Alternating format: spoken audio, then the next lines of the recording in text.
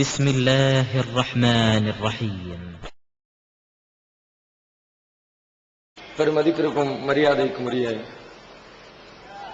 எல்லாம் வல்ல அல்லாஹ்வின் நல்லடியார்களே, இந்த நிகழ்ச்சியில் அர்த்தமுள்ள இஸ்லாம் என்ற தலைப்பினை எனக்கு வழங்கியிருக்கிறார்கள். முஸ்லிம்களும் முஸ்லிம் அல்லாதவர்களும் ஆங்காங்கே நின்று கவனித்துக் கொண்டிருக்கிற இந்த இடத்தில் இந்த தலைப்பு ஏன் தேர்வு செய்யப்பட்டிருக்கிறது என்றால், பொதுவாக உலக அளவில் அறிவு ஜீவிகளாக, பகுத்தறிவுவாதிகளாக தம்மை அடையாளப்படுத்திக் கொள்கிற ஏராளமான மக்கள், மனிதர்கள் உலகத்திலே பின்பற்றுகிற எல்லா மதங்களையும், எல்லா மார்க்கங்களையும், கொள்கை கோட்பாடுகளையும்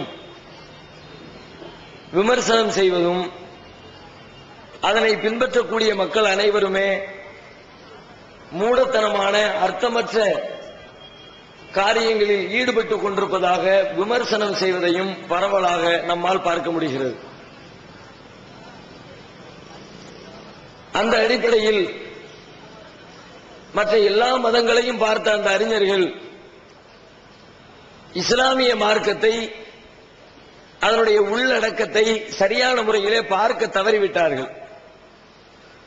மற்ற மதங்களை ஆழ்ந்து படித்த அவர்கள் அதிலே இருக்கிற அர்த்தமற்ற கோட்பாடுகளை சிந்தித்து பார்த்த அவர்கள், அதே போன்றுதான் இஸ்லாமிய மார்க்கமும் இஸ்லாமிய மதமும் அப்படித்தான் உலகத்திற்கு போதனை செய்யும் என்று அவர்களாகவே கற்பனை செய்து கொண்டார்கள். அந்த அடிப்படையிலே தான் எல்லா மதங்களையும் வைத்து பார்க்கிற அதே அளவுகோலில் இஸ்லாமிய மார்க்கத்தையும் அவர்கள் விமர்சனம் செய்கிறார்கள்.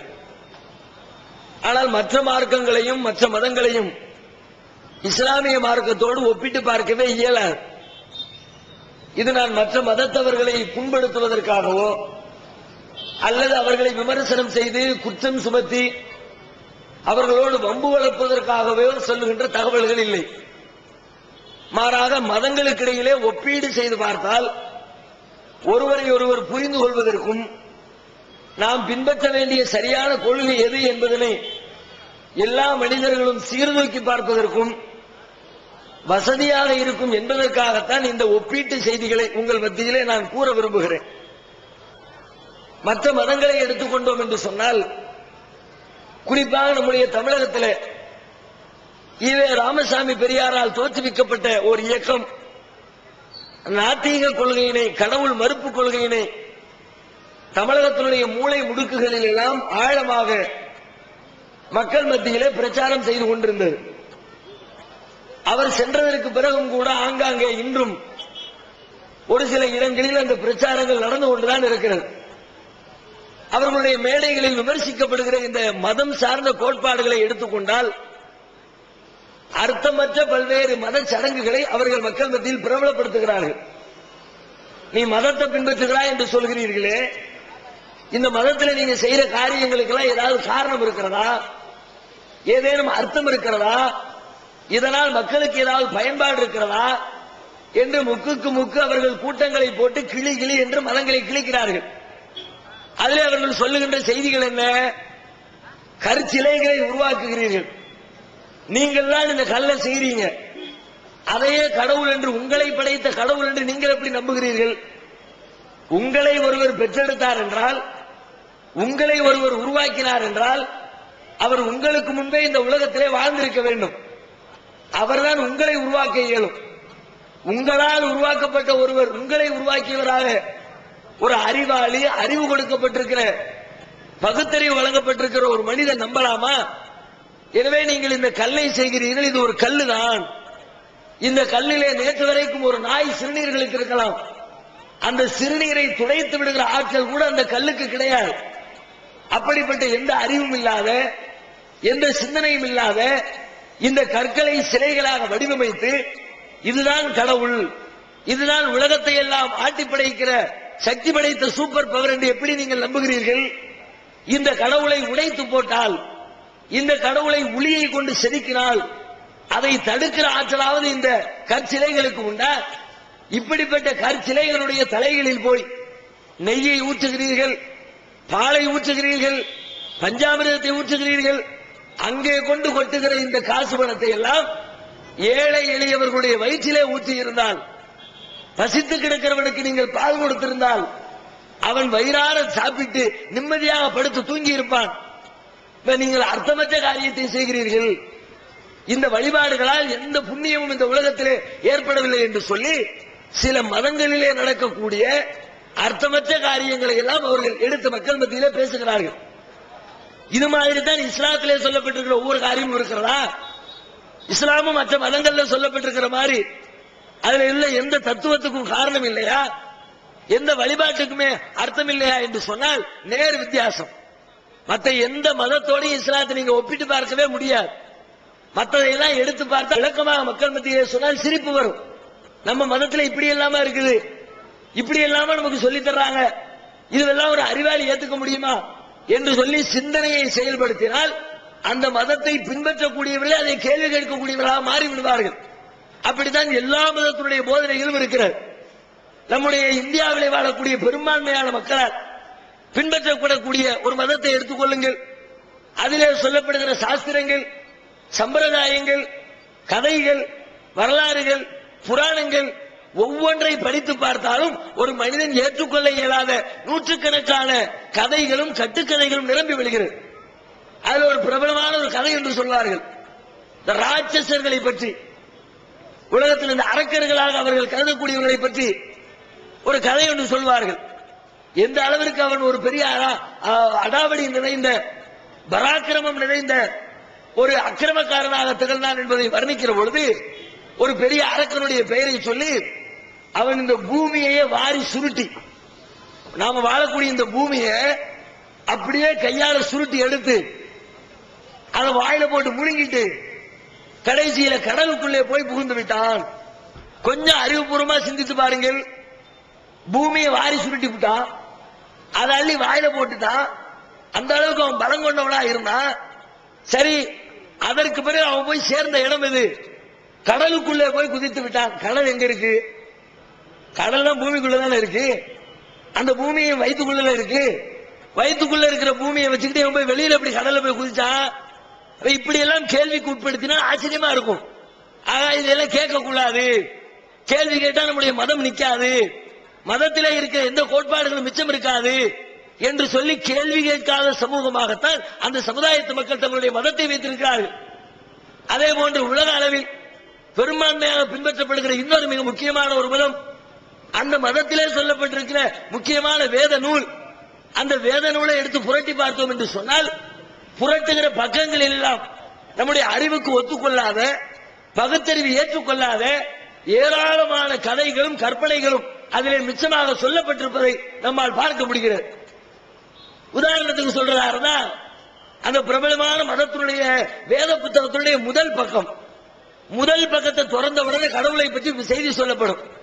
இந்த கடவுள் உலகத்தை எப்படி படைத்தார், வானம் பூமிகளை எல்லாம் எப்படி படைத்தார் அப்படின்னு சொல்லி இந்த படைப்பினுடைய தத்துவத்தை பேசிக்கொண்டே வருவார்கள். அதுல சொல்லப்படுகிறது, ஆரம்பத்தில் எடுத்த எடுப்பில் முதல் பக்கத்திலேயே முதலாம் நாள் கடவுள் வானத்தை படைத்தார், காலையுமானது மாலையுமானது. இரண்டாம் நாள் கடவுள் பூமியை படைத்தார், காலையுமானது மாலையுமானது. மூன்றாம் நாள் கடவுள் சூரியனை படைத்தார், காலையுமானது மாலையுமானது. நாலாம் நாள் கடவுள் சந்திரனை படைத்தார், காலையுமானது மாலையுமானது. அஞ்சாம் நாள் புற்பூண்டுகளை படைச்சாரு, மனுஷனை படைச்சாரு. 6 நாள் 7 நாள், கடைசியில் 7வது நாள் ரெஸ்ட் எடுத்தாரு. அந்த வரலாறு முடிப்பாங்க. கடவுள் இந்த உலகத்தை எப்படி படைச்சாருன்னு அந்த வேதம் சொல்கிறது. ஒரு சாதாரண ஒரு மனிதனாக இருந்து கொண்டு நம்முடைய பகுத்தறிவை அதில் கொண்டு போய் செலுத்தி பார்த்தோம் என்று சொன்னால், இது எப்படி இது ஒரு கடவுளுடைய வார்த்தைன்னு சொல்றாங்க, கடவுள் இப்படி ஒரு கூறுகட்ட வார்த்தையை சொல்லுவாரா என்று சாதாரண மனிதனும் சிந்திக்கக்கூடிய செய்திகள் இந்த வரலாற்றுக்குள்ளே அடங்கி இருப்பதை பார்க்கிறோம்.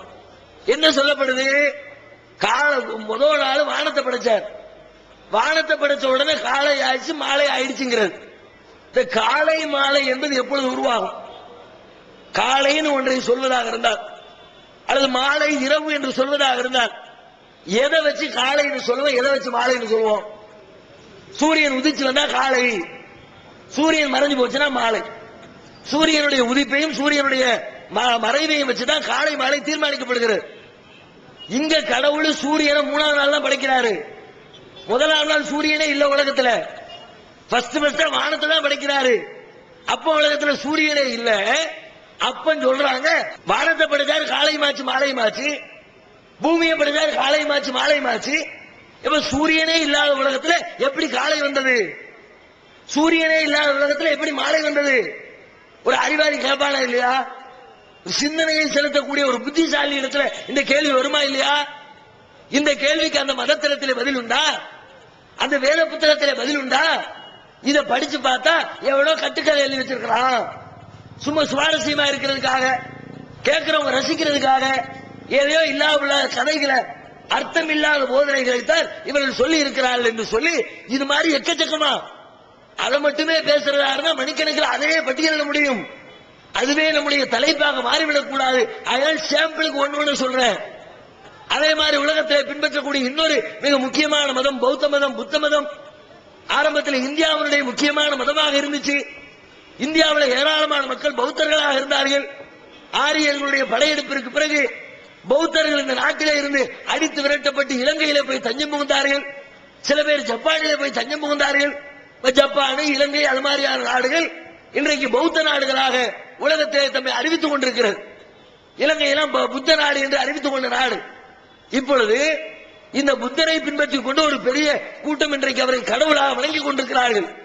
ஆனால் உண்மையில புத்தர் தன்னை கடவுள் என்று உலகத்திற்கு அறிவித்தாரா? நான் தான் இந்த உலகத்தை படைத்தேன் என்று சொன்னாரா?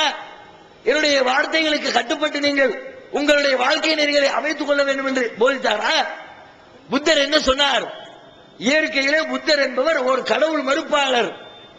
உலகத்தில் கடவுளே கிடையாதுன்னு சொன்னார் என்றார். இன்னைக்கு நம்ம தமிழ்நாட்டில் ஈவேரா பெரியார கடவுளே கிடையாது, வணக்கத்திற்குரியவன் ஒருத்தன் கிடையவே கிடையாது, அப்படி யாரும் இந்த உலகத்தை படைக்கல, கடவுள் இல்ல, மதங்கள் இல்லை, அதைத்தான் தன்னுடைய பிரச்சாரத்தில் முக்கிய பிரச்சாரமா முன் வச்சார். அதனாலதான் இந்த சிலைகளை எல்லாம் ரோட்ல இழுத்து போட்டு உடைச்சார். பிள்ளையார் சிலையை ரோட்ல இழுத்து போட்டு உடைச்சு இதுக்கு எந்த சக்தியும் இல்ல, இது உலகத்தில் யாரையும் படைக்கல என்று சொல்லி மதங்கள் இல்லை, கடவுள் இல்லை, வணக்கத்திற்குரிய இறைவன் இல்லை என்பதைத்தான் தன்னுடைய பிரச்சாரத்துடைய மிக முக்கியமான கொள்கையாக கையில வைத்திருந்தார். அப்படிப்பட்ட பெரியாருக்கு பெரியாருடைய இன்றைய நிலைமை என்ன? அவர் செத்து போய் பல வருஷம் ஆயிடுச்சு.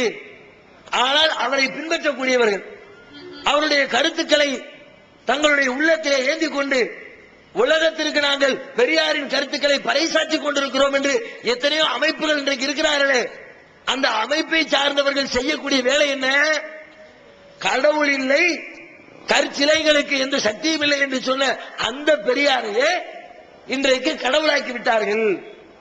அவரையே கற்சிலையாக மாற்றி விட்டார்கள். கல்லுக்கு மேல மாலையை போடுறியானு கேட்ட பெரியாரை கல்லாக்கி அவர்களிடத்தில் வாழைத்துக்கு போட்டு வச்சிருக்கிறான். பல ஊர்களில் பெரியாருக்கு சிலை எழுப்பி இருக்கிறார்கள். அந்த சிலையின் அடியே எழுதப்பட்டிருக்கிற வாசகத்தில் ஒரு ஊர்ல, திருவாரூர் மாவட்டம் நீடாமங்கலம், அந்த ஊர்ல பஸ்ல பயணம் செய்து கொண்டிருக்கிற பொழுது வழியில பார்த்தா பெரிய பெரியார் ஒருத்தர் உட்கார்ந்து இருக்கிறார் சிலையா. கீழே எழுதியிருக்கிறாங்க அவருடைய அமைப்பை சார்ந்தவர்கள் இந்த கல்வெட்டை திறந்து வைத்த தேதி, அவருடைய பேரு எல்லாத்தையும் கீழே எழுதி வச்சிருக்கிறாங்க. கீழே அதுல எழுதுறாங்க, வணக்கத்திற்குரிய பெரியார் சிலை திறக்கப்பட்ட நாள். கதை இல்ல, கற்பனை இல்ல. இன்னைக்கு கூட நீங்க போனா பார்க்கலாம். திருவாரூர் மாவட்டத்தில் பஸ் ஸ்டாப்ல பஸ் நிற்கும். பஸ் நின்றுச்சுன்னா வலதுபுறத்திலேயே பெரிய பெரியார் சிலை ஒண்ணு இருக்கும். அந்த சிலையின் அடியிலே இதை எழுதி வச்சது யாரு? இதை பிஜேபி காரன் எழுதல, RSS காரன் எழுதல, இந்து மதத்துடைய ஆழ்ந்த நம்பிக்கை உள்ளவங்க பெரியாருடைய அந்த கண்ணியத்தை குலைப்பதற்காக வேண்டி எழுதி வச்ச வார்த்தை இல்ல. யார் பெரியாரை மதிப்பதாக சொல்கிறார்களோ, யார் பெரியாருடைய இயக்கத்தை சார்ந்தவர் என்று சொல்லுகிறார்களோ, யார் இந்த பெரியாரின் கருத்துக்களை உலகத்திலே நாங்கள் பறைசாற்றக்கூடிய வேலைகளை செய்து கொண்டிருக்கிறோம் என்று தம்மை பற்றி அறிவித்துக் கொண்டிருக்கிறார்களோ, அப்படிப்பட்ட பெரியாரை பின்பற்றக்கூடியவர்கள் எழுதி வைக்கிறார்கள், வணக்கத்திற்குரிய பெரியார் சிலை திறப்பு விழா, திறக்கப்பட்ட நாள். என்ன விளங்குகிறது? ஒரு கருத்தை சொன்னவரையே தலைகீழாக மாற்றி அவர் எதை கூடாதுன்னாரோ அதையே இன்றைக்கு பின்பற்றிக் கொண்டிருப்பதை போன்று புத்தரை பற்றியும் அப்படித்தான். புத்தர் என்ன சொன்னாரு? உலகத்தில் கடவுள் கிடையாது, அன்பே சிவம்னார். இந்த அன்பே சிவம்ங்கிற வார்த்தை அவர் தான் உலகத்துக்கு சொல்லி கொடுக்கிறாரு. கடவுள்னு ஒருத்தர் வணங்காதப்பா, ஒருத்தருக்கு ஒருத்தர் அன்பு செலுத்து, அதுதான் கடவுள் என்ற கொள்கையை சொல்லி கடவுள் மறுப்பாளராக வாழ்ந்து விட்டு போன புத்தர் பல நூறு வருடங்களுக்கு பிறகு அவர் இன்றைக்கு கடவுளாக மக்கள் மத்தியிலே கருதப்படுகிறார். அவருக்கு கோவில் கட்டுகிறார்கள். அவருடைய உடைந்த பல்லை வைத்துக் கொண்டு அதிலே பூஜை புனஸ்காரங்கள் செய்து கொண்டிருக்கிறார்கள். அவர் வாழுகிற காலத்தில் இதை ஒத்துக்கொண்டாரா? தன்னுடைய பல்லுக்கு மகத்துவம் இருக்கிறது என்று சொன்னாரா? தன்னுடைய தலையிலே இருக்கிற முடிக்கு புனிதம் இருக்கிறது என்று சொன்னாரா? உலகத்தை எல்லாம் படைத்த இறைவன் தான் என்று அவர் தன்னை பற்றி அறிவித்தாரா? அப்ப அவர் எதை சொல்லவில்லையோ அதையே அவருடைய பின்பற்றக்கூடியவர்கள், அவருக்கு பின்னால் வருகிறவர்கள், அவரை மதிக்கிறவர்கள், அவர் மீது மரியாதை வைத்தவர்கள் அவரையே கடவுளாக்கி அர்த்தமற்ற சடங்குகளை இன்றைக்கும் நடைமுறைப்படுத்திக் கொண்டிருக்கிறார்கள். இப்படி நீங்க எந்த மதத்தை லிஸ்ட் கொண்டு வந்தார்கள் நூற்றுக்கணக்கிலே பட்டியலிட முடியும். அந்த மதத்தை சார்ந்தவர்கள் செய்யக்கூடிய காரியங்களில் பயனற்ற காரியங்கள், அறிவற்ற காரியங்கள், அர்த்தமற்ற காரியங்கள், எந்த காரண காரியமும் இல்லாமல் செய்யப்படுகிற காரியங்கள் என்று சொல்லி ஒரு பெரிய பட்டியலை உலகத்தில் இருக்கிற எல்லா மதங்களுக்கும் போட முடியும். ஆனால் இப்படி இந்த உலகத்தில் இருக்கிற மதங்களை எல்லாம் பார்க்கக்கூடிய இந்த அறிவுஜீவிகள், இந்த பகுத்தறிவுவாதிகள், இவர்களுடைய ஒரு 4-5 மதத்தை பார்த்துவிட்டு இஸ்லாமும் பக்கத்தில் ஒரு மதமாக இருக்கிறது, அப்ப இஸ்லாம் இப்படிதான் இருக்கும். இந்து மதத்தை ஆய்வு செய்தவர்கள், கிறிஸ்தவ மதத்தை ஆய்வு செய்தவர்கள், புத்த மதத்தை ஆய்வு செய்தவர்கள், சீக்கிய மதத்தை ஆய்வு செய்தவர்கள், கன்பூசியஸ் மதத்தை ஆய்வு செய்தவர்கள், இப்படி ஒரு 5-6 மதத்தை ஆய்வு செய்துவிட்டு எதை பார்த்தாலும் மிஸ்டேக்கா தான் இருக்குது, எவனை பார்த்தாலும் மூட நம்பிக்கையை தான் வச்சிருக்கிறான், யாரை பார்த்தாலும் அர்த்தமில்லாத வேலையை தான் செய்யறான். அப்படின்னா உலகத்தில் இருக்கிற எல்லாமே அப்படித்தான் இருக்கும். அந்த அடிப்படையில் இஸ்லாமும் அப்படித்தான். இஸ்லாமும் அர்த்தமில்லாத ஒரு மார்க்கம் தான், அர்த்தமற்ற மார்க்கம் தான் என்று சொல்லி பொதுவாக மற்ற மதங்களுடைய இடத்தில் இஸ்லாத்தை வைத்தவர்கள் பேசிக் கொண்டிருக்கிறார்கள்.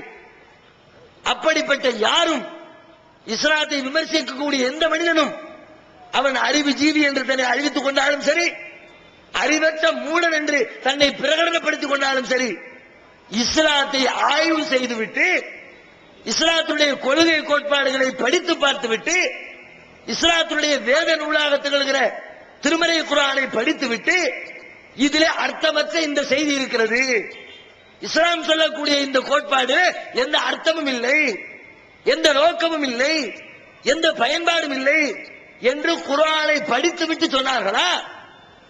இதுவரைக்கும் யாரும் சொன்னது கிடையாது. குர்ஆனை படிச்ச யாரும், திருமறை குர்ஆனை புனிதமிக்க வேதத்தை படித்த யாரும் அது அர்த்தமில்லாத கொள்கையை சொல்கிறது என்று உலகத்தில் இதுவரைக்கும் எந்த ஒரு மனிதனும் சொன்னது கிடையாது.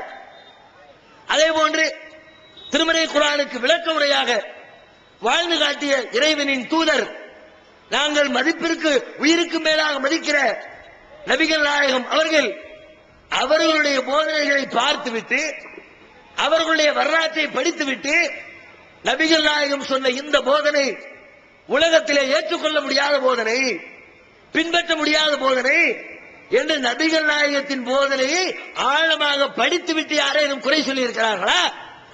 இதுவரைக்கும் யாரும் சொன்னது கிடையாது. இன்னும் ஒருபடி மேலே போய் சொல்வதாக இருந்தால் குர்ஆனை குறை சொல்வதற்காக, அதிலே இருக்கிற தவறான தத்துவங்களை அறிமுகப்படுத்த வேண்டும் என்பதற்காக எத்தனையோ பேர் குர்ஆனை வாசித்திருக்கிறார்கள். மேலை நாட்டு அறிஞர்களில் இருந்து நமது இந்தியாவிலே வாழக்கூடிய அறிஞர்கள் உட்பட எத்தனையோ பேர் குர்ஆனை வாசிக்க ஆரம்பித்தார்கள். குர்ஆனை பற்றி குறை சொல்ல வேண்டும் என்பதற்காக, குர்ஆனிலே தப்பும் தவறுமான செய்திகள் இருக்கிறது என்று உலகத்திற்கு அறிமுகப்படுத்த வேண்டும் என்பதற்காக குர்ஆனை படிக்க ஆரம்பித்த பல்வேறு அறிஞர் பெருமக்கள் குர்ஆனை படித்து முடித்த நேரத்தில் இதுதான் சத்திய வேதம், இதுதான் உண்மையான மார்க்கம், இதுதான் அர்த்தமுள்ள இஸ்லாம் என்று சொல்லி தம்மை இஸ்லாத்திலே நுழைத்துக் கொண்டதுதான் வரலாறு. கண்ணும் கருத்துமாக குர்ஆனை படித்த எவரும் இஸ்லாத்திற்குள்ள ஈர்க்கப்படாமல் இருந்தது கிடையாது. சும்மா மேலோட்டமா பார்த்துவிட்டு போற ஆட்கள் வேண்டுமானால் இஸ்லாத்தில் ஈர்க்கப்படாமல் இருக்கலாம். 10ஓட 11 இஸ்லாம் என்று நினைக்கலாம். ஆனால் இஸ்லாத்தை ஆழமாக கற்றறிந்த எவரும் அதிலே சொல்லப்பட்டிருக்கிற எந்த ஒரு தத்துவத்தையும் குறை சொல்ல முடியாது. இது மனிதர்களால் தோற்றுவிக்கப்பட்ட மார்க்கம் இல்லை, மனிதனால் சொல்லப்பட்ட கட்டுக்கதை இல்லை. ஏதோ ஒரு சிறந்த அறிவாளி உலகத்தை வழிநடத்துவதற்காக வேண்டி சொல்லி சென்ற மனிதர்களால் வழங்கப்பட்ட போதனை இல்லை. அகில உலகத்தையும் படைத்தாளுகிற சர்வ லோகங்களுக்கும் ரட்சகனாக திகழ்கிற சூப்பர் பவராக இருக்கிற அந்த ஒரே கடவுளால் மனித குலத்தை படைத்த இறைவனால் வழங்கப்பட்ட மார்க்கம் இது. இந்த மார்க்கத்தில் அர்த்தமற்ற எந்த காரியத்திற்கும் இடம் கிடையாது என்பதனை தெல்ல தெளிவாக புரிந்து கொள்ள முடியும். உதாரணத்துக்கு இஸ்லாம் எல்லா விஷயங்களையும் பற்றி பேசுகிறது. இஸ்லாம் சொல்லக்கூடிய எந்த விஷயத்தை வேணாலும் நீங்க எடுத்துக்கங்க. இஸ்லாம் இறை கோட்பாட்டை பற்றி பேசுகிறது, இறை தூதுத்துவ கோட்பாட்டை பற்றி பேசுகிறது, மனிதன் சாப்பிடுகிற உணவு விஷயங்களை பற்றி பேசுகிறது, மனிதன் உடுத்த வேண்டிய ஆடையை பற்றி பேசுகிறது, மனிதன் நடத்த வேண்டிய குடும்ப வாழ்க்கையை பற்றி பேசுகிறது, மனிதர்கள் ஈடுபட வேண்டிய வியாபாரத்தை பற்றி பேசுகிறது, மனிதர்கள் மலஜலம் கழிக்கிற விஷயங்கள் உட்பட ஆடை அணிவது, குடும்பம் நடத்துவது, விவசாயம் செய்வது, வியாபாரத்தில் ஈடுபடுவது, நண்பர்களை பேணுவது, உறவினர்களை அனுசரிப்பது, ஒரு ஆட்சி அதிகாரத்தை நடத்துவது என்று சொல்லி இஸ்லாமிய மார்க்கம் எல்லா விஷயங்களையும் ஒரு மனிதன் சந்திக்கிற எல்லா பிரச்சனைகளுக்கும் வழிகாட்டுதலை உலகத்திற்கு முன்வைக்கிறது. எந்த துறை சார்ந்த விஷயத்தை வேணாலும் நீங்க ஆய்வுக்கு உட்படுத்துங்க, அதுல நீங்க அர்த்தம் இல்லைன்னு சொல்ல முடியாது. முதல்ல இறை கோட்பாட்டை எடுத்துக்கங்க. இஸ்லாத்தினுடைய பேஸே இறை கோட்பாடு தான். இறைவனை பற்றி உலகத்திற்கு அறிமுகப்படுத்துவது எல்லா மதங்களுடைய நோக்கமும் கூட. எந்த ஒரு மதமுமே இறைவனை பற்றி சொல்லாம உலகத்தில் மதங்களே கிடையாது, மார்க்கங்களே கிடையாது. எல்லா மதங்களும் ஏதாவது ஒரு கடவுள், ஒரு இறைவனு என்பதை சொல்லித்தான் அவர்கள் தங்களுடைய மதத்தை உலகத்திலே நிறுவிக் கொண்டிருக்கிறார்கள். ஒவ்வொரு மதமும் இறைவனை ஒவ்வொரு விதமாக அறிமுகப்படுத்துகிறது. இந்து மதத்தினுடைய நிலைமை என்ன? இந்து மதம் கடவுளை பற்றி உலகத்திற்கு எப்படி அறிமுகப்படுத்துகிறது? ஏராளமான கடவுளர்கள் இருக்கிறார்கள். இந்த உலகத்தை படைச்சது, உலகத்தை பாதுகாக்கிறது, உலகத்தை நிர்வாகம் பண்றது, அது 1-2 கடவுள் இல்ல, கோடானு கோடி கடவுளர்கள் இருக்கிறார்கள் என்று இந்து மதத்திலே நம்பிக்கை இருக்கிறது. 33 கோடி தேவர்கள் இருக்கிறார்கள். அந்த எல்லா தேவர்களும் சேர்ந்தால் இந்த உலகத்தை படைத்து நிர்வாகம் செய்யக்கூடிய வேலைகளை பார்த்து கொண்டிருப்பதாக இந்து மதத்தினுடைய நம்பிக்கை. உண்மையில அறிவுபூர்வமாக சிந்தித்து பார்த்தால் இந்த உலகத்திற்கு ஒன்றுக்கு மேற்பட்ட கடவுள் இருக்க முடியுமா? சாதாரண ஒரு நிர்வாகத்தை எடுத்துக்கங்க. நம்முடைய தமிழ்நாட்டு நிர்வாகம், தமிழ்நாட்டுக்கு ஒரு முதலமைச்சர் தேவை. தமிழ்நாடு பெரிய பரப்பளவு உள்ள ஒரு மாநிலம் தான், மக்கள் தொகை அதிகமா இருக்குது, நிறைய பிரச்சனை இருக்குது. இதையெல்லாம் சமாளிக்கிறதுக்கு ஒரு முதலமைச்சர் போதாது என்று சொல்லி ஒரு 2 முதலமைச்சரை வச்சா என்னத்துக்கு ஆகும்? வைக்க முடியுமா? வச்சா தமிழகம் உருப்படுமா? ஐயாவுக்கும் பல பேர் ஓட்டு போட்டிருக்கிறாங்க, அம்மாவுக்கும் பல பேர் ஓட்டு போட்டிருக்கிறாங்க. எதுக்கு பஞ்சாயத்து? 2 பேரை முதலமைச்சரா வச்சிரு, நிர்வாகமா இருக்குமா? இவர் ஒரு சட்டத்தை செய்யணும் சொல்ல, அந்த அம்மா செய்யாதுன்னு சொல்ல, அவர் இந்த புதிய பில்டிங்ல தான் நம்முடைய நிர்வாகம் சட்டசபை இயங்கணும்னு சொல்ல, அந்த அம்மா பழைய ஜார்ஜ் கோட்டையில எங்கள் அந்த அம்மா சொல்ல, இவர் உழவர் சந்தையை துறக்க, அந்த அம்மா தொட்டில் குழந்தையை துறக்க, இவர் ஒரு சட்டம் அவர் ஒரு சட்டம் மாத்தி மாத்தி மாத்தி, இவர் சட்ட மேலவை வேண்டும்னு சொல்ல, அந்த அம்மா சட்ட மேலவை கூடாதுன்னு சொல்ல. மாசம் ஒரு மாசம் ஆகலைங்க, எவ்வளவு ஆச்சு? எத்தனை பஞ்சாயத்து பார்த்துட்டோம்? ஒரு ஆள் தான் இருக்குது. ஏற்கனவே ஒரு ஆள் இருந்துட்டு போயிட்டாரு. ஏற்கனவே இருந்துட்டு போனவர் பண்ணின கூத்து பூரா எல்லாம் டிராப் பின்னாடி போய்கிட்டு இருக்கு. அதை கேன்சல் பண்ணு, இதை கேன்சல் பண்ணு, இந்த ஸ்கூல் எந்த வருஷமும் இல்லாத அர்த்தம். மாசம் ஒரு மாசம் ஆக போகுது. 1ஆம் தேதி 15ஆம் தேதி ஸ்கூலுக்கு பள்ளிக்கூடத்துக்கு புக் இல்லாம படிக்க போற வரலாறு இந்த முதல் தடவை நடந்திருக்கும். என்ன பண்றது? மண்டே குழம்பிக்கு நிக்குது கவர்மெண்ட். சமச்சீர் கல்வி வேண்டுமா வேண்டாமா? நான் எழுதின பாட்டு தான் பஞ்சாயத்துனா பாட்டை எடுத்து விட்டாவது பாடத்திட்டத்தில் வச்சிருங்கம்மா. அந்த ஆளு கெஞ்சிறாரு. சரி, செம்மொழி மாநாடு இந்த சிக்கர் தான் பிரச்சனையா? சிக்கரை ஓட்டு, அதனால ஒரு சிக்கரை ஓட்டு. தமிழ்நாடு அரசு சிக்கரை ஒட்டி விட்டு பாடத்திட்டத்தில் வச்சு தொடங்கிறான்பா. எம்பா நாட்டை போட்டு பஞ்சராக்கிறிய? அவர் பயங்கர தத்துவத்தை அவரு சொல்ல. ஒரு ஆள் இருந்துகிட்டே, ஏற்கனவே ஒரு ஆள் இருந்துட்டு போனதிலேயே இவ்வளவு சிக்கல்னா, ஒரே நேரத்தில் நீனும் முதலமைச்சர் என்னத்துக்கு ஆகும்? நாட்டு நிர்வாகமா இருக்குமா? மக்கள் நிம்மதியா வாழ முடியுமா? ஒரு சட்டத்தை பின்பற்ற முடியுமா? ஒரு சட்டம் போட்டு ஒரு காரியத்தை நடைமுறைப்படுத்த முடியுமா? ஒண்ணும் பண்ண முடியாது. ஒரு சாதாரண ஒரு உலகத்தில் இருக்கிற, ஒரு நாட்டில் இருக்கிற ஒரு குறிப்பிட்ட மாநிலத்தினுடைய நிர்வாக தலைமையில 2 சம அதிகாரம் பெற்ற நிர்வாகிகள் இருக்க முடியாது என்றால், கொஞ்சம் உங்களுடைய சிந்தனை அப்படியே சிந்தனை விட்டு பாருங்க. இந்த உலகத்தில் என்னவென்னலாம் நடக்கு, அது எப்படி எல்லாம் நடக்கிறது, எவ்வளவு திட்டமிட்ட அடிப்படையில் சீராக நடந்து கொண்டிருக்கிறது. நம்மை சுற்றி நாம் இருக்கக்கூடிய இந்த பால்வீதி மண்டலம், சூரிய குடும்பம் சொல்றமே, சூரிய குடும்பத்தில் இருக்கிற 9 கிரகங்கள், கோள்கள், அத்தனை கோள்களும் அதற்கென்று ஒரு திட்டமிட்ட பாதையிலே மிகச்சரியாக சுற்றி சென்று கொண்டிருக்கிறது. சூரிய குடும்பம் சொல்றமே, சூரிய குடும்பத்தில் இருக்கிற 9 கிரகங்கள், கோள்கள், அத்தனை கோள்களும் அதற்கென்று ஒரு திட்டமிட்ட பாதையிலே மிகச்சரியாக சுற்றி சென்று கொண்டிருக்கிறது. எப்படி சுழல்கிறது, எப்படி நடக்கிறது? குறிப்பிட்ட காலத்தில் கோடை வருகிறது, குறிப்பிட்ட காலத்தில் பனிகாலம் வருகிறது, குறிப்பிட்ட காலத்தில் மழை காலம் வருகிறது, குறிப்பிட்ட காலத்தில் இலையுதிர் காலம் வருகிறது, குறிப்பிட்ட காலத்தில் வசந்த காலம் வருகிறது. குறிப்பிட்ட அடிப்படையிலே ஒவ்வொன்றும் திட்டமிட்டு இந்த உலகத்தில் நடந்து கொண்டிருக்கிறது. எப்படி நடக்கிறது? 2 பேர் இருந்தா இப்படி சீராக நடக்குமா? கன்னியாகுமரிக்கு போனவங்களுக்கு தெரியும். கன்னியாகுமரியில் இருக்கிற காந்தி மண்டபம், காந்தி மண்டபத்தில் அக்டோபர் மாசம் 2ஆம் தேதி பயங்கரமான கூட்டம் கூடும். என்ன அக்டோபர் 2க்கு என்ன விசேஷம் அப்படின்னு பார்த்தா, காந்தியினுடைய அஸ்தி இருக்குல்ல, அவரை எரிச்ச சாம்பல், அந்த சாம்பலை ஒரு குடுவையில போட்டு காந்தி மண்டபத்தில் ஒரு இடத்துல வச்சிருக்கிறாங்க. கரெக்டா அக்டோபர் மாசம் 2ஆம் தேதி வானத்திலே சுற்றி சுழன்று கொண்டிருக்கிற சுட்டெரிக்கும் சூரியனுடைய வெளிச்சம் மிகச்சரியாக அக்டோபர் மாதம் 2ஆம் தேதி அந்த அஸ்தியில வந்து விழுகிறது. வருஷத்துல 365 நாள்ல வேற எந்த நாளும் அதுல வெளிச்சம் படாது. காந்தியினுடைய நினைவு நாள் அக்டோபர் 2ல கரெக்டா படுது. எப்படி? நம்ம நாட்டுக்காக உழைச்ச தேச தந்தை, இந்தியாவுடைய விடுதலைக்காக பாடுபட்டவர், எனவே அவருக்கு மரியாதை செலுத்த வேண்டும் என்றதுக்காக வேண்டி சூரியன் தன்னுடைய ஒளியை பாய்ச்சுதா? எப்படி அந்த சூரிய ஒளி அதில் படுகிறது? அக்டோபர் 1ஆம் தேதியும் படல, அக்டோபர் 3ஆம் தேதியும் படல, 2ல மட்டும் கரெக்டா படுது. எப்படி படுகிறது? அதை கட்டின இன்ஜினியர் ஒரு டெக்னிக்கலா கட்டுறான், சூரிய ஓட்டத்தை சிந்திக்கிறான், ஆய்வு பண்ணுகிறார்கள்.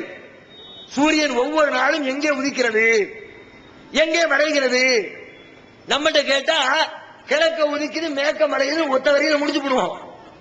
ஆனா விஞ்ஞானிகள்கிட்ட போய் கேட்டா அவன் இன்ச்சு பை இன்ச்சா சொல்லுவான். இத்தனாம் தேதி இந்த பாயிண்ட்ல உதிக்குது, இத்தனாம் தேதி அடுத்த பாயிண்ட்ல உதிக்குது, இன்ன தேதியில இன்ன பாயிண்ட்ல மறையுது. 1008 உதிக்கும் இடங்கள் இருக்கிறது, 1008 மறையும் இடங்கள் இருக்கிறது. நம்ம ஒட்டுமொத்தமா கண்ணை கொண்டு பொதுவா பாக்குறதுனால கிழக்க உதிக்குது, மேற்க மறையுதுன்னு தெரியுது. அந்த கிழக்கே உதிக்கிற இடத்துல கிழக்கு திசையில நூற்றுக்கணக்கான ஆயிரக்கணக்கான இடங்களில் உதித்து ஆயிரக்கணக்கான மேற்கு புள்ளிகளில் மறைகிறது. ஆய்வு பண்ணிக்கிட்டே வர்றாரு. அக்டோபர் 2ஆம் தேதி எந்த புள்ளியில உதிக்கிறது ஆய்வு பண்றாங்க. கரெக்டா இத்தனை டிகிரியில உதிக்குது. பில்டிங் கட்டுற இன்ஜினியர் பார்க்கிறார், இந்த நேர்கோட்டில் சூரியன் போகிறது, அதுக்கு தகுந்த மாதிரி கிராஸ் ஒரு ஓட்டை போட்டு விடுவோம். அந்த ஓட்டையில சூரிய வெளிச்சம் அக்டோபர் 2ல என்னைக்கு படுதுன்னு பார்த்து அந்த வெளிச்சத்தை ஓட்டைக்கு நேராக இறக்கி அந்த ஓட்டையில் படக்கூடிய சூரிய வெளிச்சம் நேரம் அஸ்தியில வந்து படுகிறது. இது விஞ்ஞானிகள் கட்டின பில்டிங்களுடைய இன்ஜினியருடைய திறமை கிடையாது. இந்த சூரியன் திட்டமிட்ட அடிப்படையில் மிக சரியாக சுற்றி சுழன்று கொண்டிருக்கிறது. அது தாறுமாறா சுத்தல, நினைச்ச மாதிரி சுத்தல, ஒரு திட்டமிடாத அடிப்படையில் சுத்தல. அந்த சூரியனுடைய சுழற்சிக்கு ஒரு திட்டம் இருக்கிறது, அதற்கென்று ஒரு திட்டமிட்ட இயக்கம் இருக்கிறது. யாரோ ஒருவன் இருந்து கொண்டு நீ இப்படித்தான் சுத்த வேண்டும் என்று அந்த சூரியனுக்கு கட்டளையிட்டிருக்கிறான். எனவே அந்த கட்டளையின் அடிப்படையில் மிக சரியாக அது சுழன்று கொண்டிருக்கிறது என்பதனை இந்த நிகழ்ச்சி நமக்கு மெய்ப்பித்து காட்டவில்லையா? நமக்கு இது நிரூபிக்கலையா? அப்ப ஒருத்தர் இருந்துகிட்டு செஞ்சா இது கரெக்டா நிகழும். 2 பேர் இருந்தா என்னதுக்கு ஆகும்? 4 பேர் இருந்தா என்னதுக்கு ஆகும்? ஒரு ஆள் சொல்லுவார் இப்படி சுத்தும்பார், அடுத்த ஆள் சொல்லுவார் அப்படி சுத்தும்பார். நடக்குதா இல்லையா? நிர்வாக கோளாறுகள்ல 2 மனுஷன் சம அதிகாரம் பெற்றா ஒரே மாதிரி சிந்திக்க மாட்டான். இவன் ஒண்ணு சொன்னா அவன் வேற ஒண்ணு சொல்லுவான். சூரியன் சுத்தாது, பூமி சுத்தாது, உலகத்துல வேற எந்த கோள்களும் இயங்காது, எல்லாம் அப்படி ஸ்தம்பிச்சு போகும். ஸ்தம்பிச்சு போகலையே, ஒன்னோட ஒண்ணு முட்டி மோதலையே. அதை சிந்தித்து பார்க்கிற மனிதனுடைய அறிவு தீர்ப்பளிக்கிறது, கண்டிப்பாக இதனை இயக்கக்கூடியவன் ஒரே ஒருவன் தான் இயக்குகிறான். இஸ்லாம் சொல்லுகிறது உலகத்தை எல்லாம் படைத்த இறைவன் ஒரே ஒருவன் தான். குல் ஹுவல்லாஹு அஹத், சொல்லுங்கள் அந்த இறைவன் அல்லாஹ் கடவுள் அவன் ஒரே ஒருவன் தான். ஒன்றுக்கு மேற்பட்ட ஆட்கள் இருந்திருந்தால் இந்த பூமி உலகம் எல்லாம் நாசமா போயிருக்கும். என்னைக்கோ ஒன்றோடு ஒன்று முட்டி மோதி சின்ன பின்னமாக அழிந்து போயிருக்கும். அழிந்து போகாமல் இருப்பதை எதை காட்டுகிறது?